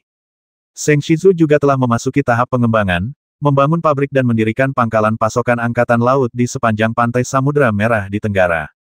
Seiring dengan perluasan wilayah, sumber daya yang diperoleh Provinsi Tianji juga meningkat. Meskipun gua-gua binatang roh di sebagian besar wilayah telah hancur total akibat penambangan berlebihan yang dilakukan oleh orang-orang Gaoxiang, Provinsi Tianji masih menemukan beberapa urat mineral melalui sistem deteksi canggih untuk memenuhi kebudewa militer Provinsi Tianji yang sangat besar. Saat ini, Xiao Hong sedang duduk di singgasana di Aula Raja David, raut wajahnya tenang dan tatapannya dingin. Di bawahnya, para anggota ksatria pemakaman dan anggota inti Provinsi Skyrim. Di layar cahaya di tengah Aula Raja David terdapat pindaian holografik bintang Ibel. Pindaian tersebut memiliki berbagai area yang ditandai, dengan angka-angka yang berbeda mewakili warna yang berbeda. Ini adalah rencana serangan komprehensif terhadap bintang Ibel yang dibahas Xiao Hong, Flo dan yang lainnya. Target pertama adalah seluruh pasukan kerajaan Sangbang Zenyi yang ditempatkan di bintang Ibel.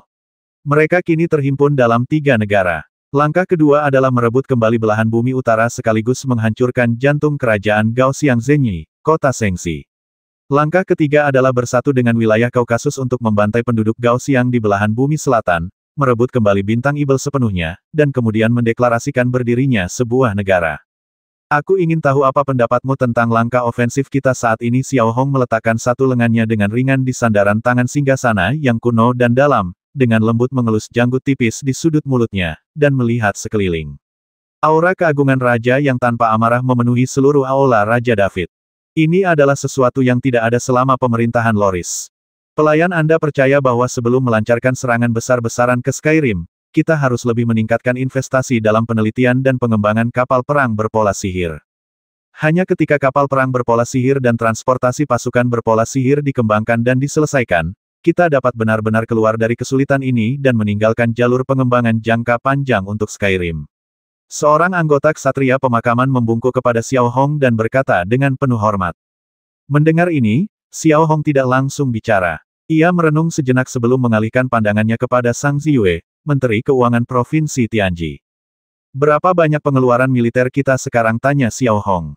Karena produksi massal baju zirah Liego dan tingginya biaya perawatan, pengeluaran militer hanya dapat menyeimbangkan antara pendapatan dan pengeluaran. Jika Yang Mulia ingin menyediakan dana militer, Yang Mulia dapat menaikkan pajak atau mentransfer sebagian dana dari investasi pendidikan. Lagi pula, investasi pendidikan kita saat ini 10% lebih tinggi daripada pengeluaran militer, jawab Sang Ziyue. Tidak, menaikkan pajak itu mustahil, dan investasi di bidang pendidikan tidak boleh dipotong. Ingat, mulai hari ini, jangan ada yang berpikir untuk mengambil investasi di bidang pendidikan. Ini aturan saya dan berlaku selamanya.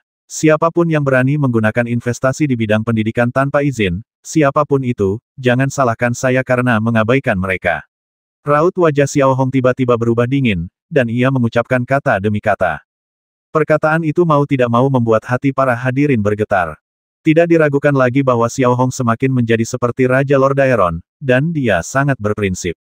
Untuk sesaat, para penonton terdiam sepenuhnya. Ayo kita lakukan. Setelah hening selama 10 menit, Xiao Hong kembali berbicara. Mulai sekarang, semua industri pengembangan militer akan sepenuhnya diprivatisasi, tetapi mereka harus menandatangani perjanjian kerahasiaan dengan pemerintah. Ini berarti perusahaan swasta harus merahasiakan teknologi yang dirilis oleh Pangkalan Angkatan Laut, jika tidak, mereka akan dikenai sanksi. Hal yang sama berlaku untuk ekspor di masa mendatang. Negara-negara pengekspor harus mendapatkan persetujuan dari istana kerajaan. Meskipun kata-kata Xiao Hong tampak hanya beberapa kalimat, orang-orang di antara hadirin memahami betul seberapa besar perubahan yang akan dibawa oleh kata-kata Xiao Hong. Privatisasi militer tidak diragukan lagi merupakan ancaman besar bagi kekuasaan kerajaan Xiao Hong. Ini juga berarti akan lahirnya pasukan swasta. Ancaman semacam itu sudah jelas. Yang Mulia, mohon pikir-pikir dulu sebelum melakukan ini. Begitu urusan militer dibuka sepenuhnya, itu berarti akan ada ancaman besar di masa depan, dan beberapa orang bahkan mungkin memberontak terhadap Anda, kata anggota Ksatria Pemakaman lainnya. Melawanku tak masalah. Jika aku, Xiao Hong, tidak berhasil, mereka tak perlu memberontak. Aku akan meninggalkan posisi ini sendiri. Jika mereka bertindak tak masuk akal, aku, Xiao Hong, punya kemampuan untuk membiarkan mereka bangkit, dan aku bahkan lebih mampu menamparkan mereka sampai mati dengan satu telapak tangan. Aku tak berani melarang pola perang rakyat selamanya, jadi aku berani membuka diri lebih lebar, kata Xiao Hong dengan raut wajah dingin dan arogan. Setiap kata tampaknya dipenuhi dengan momentum dan tekad yang tak ada habisnya. Tak seorang pun mengajukan keberatan di bawah tahta. Tentu saja, tindakan Xiao Hong niscaya akan membuat militer Lord Daeron berkembang pesat. Jika beberapa perusahaan kecil dan menengah tidak memiliki kemampuan untuk mengembangkan kapal perang berpola sihir, mereka juga dapat menggunakan teknologi unilateral dan menjualnya ke Pangkalan Angkatan Laut atau perusahaan besar lainnya setelah pengembangan, kata Xiao Hong berpikir sejenak, lalu melanjutkan. Tidak diragukan lagi, ini juga merupakan keputusan besar yang dibuat oleh Provinsi Skyrim, untuk memungkinkan Provinsi Skyrim memiliki lebih dari sekadar lembaga penelitian dan pengembangan super seperti Pangkalan Angkatan Laut. Kalau begitu, ayo kita laksanakan segera. Mengenai rencana penyerangan, kita akan memulai serangan pertama pukul 8 besok pagi. Ingat, apapun musuh yang kita hadapi nanti, kita tidak boleh menundukkan kepala. Xiao Hong perlahan berdiri, matanya masih tenang, dan memberi perintah. Atas perintah Xiao Hong, para gubernur kabupaten dan bahkan perwira tinggi militer di setiap kabupaten mulai melakukan mobilisasi besar-besaran lagi. Divisi guk-guk liar yang sedang berlatih dan 5 divisi lainnya yang dilengkapi dengan zirah lige telah dibagi menjadi 2 kelompok, menaiki kapal pengangkut pasukan berpola sihir dan ditempatkan di garis pertahanan Fajar dan pangkalan militer besar Ores. 3 divisi Ksatria Naga, yang telah ditingkatkan menjadi 3.000 makhluk roh tipe naga, juga telah dikerahkan, dan kapal selam berpola sihir telah mulai dimobilisasi secara besar-besaran. Hanya ada satu tujuan, yaitu untuk mengusir semua pasukan kerajaan Sangbang Zenyi di Bintang Ibel langsung dari Bintang Ibel, dan mencegah seorang pun prajurit kerajaan Sangbang Zenyi berdiri di tanah Bintang Ibel.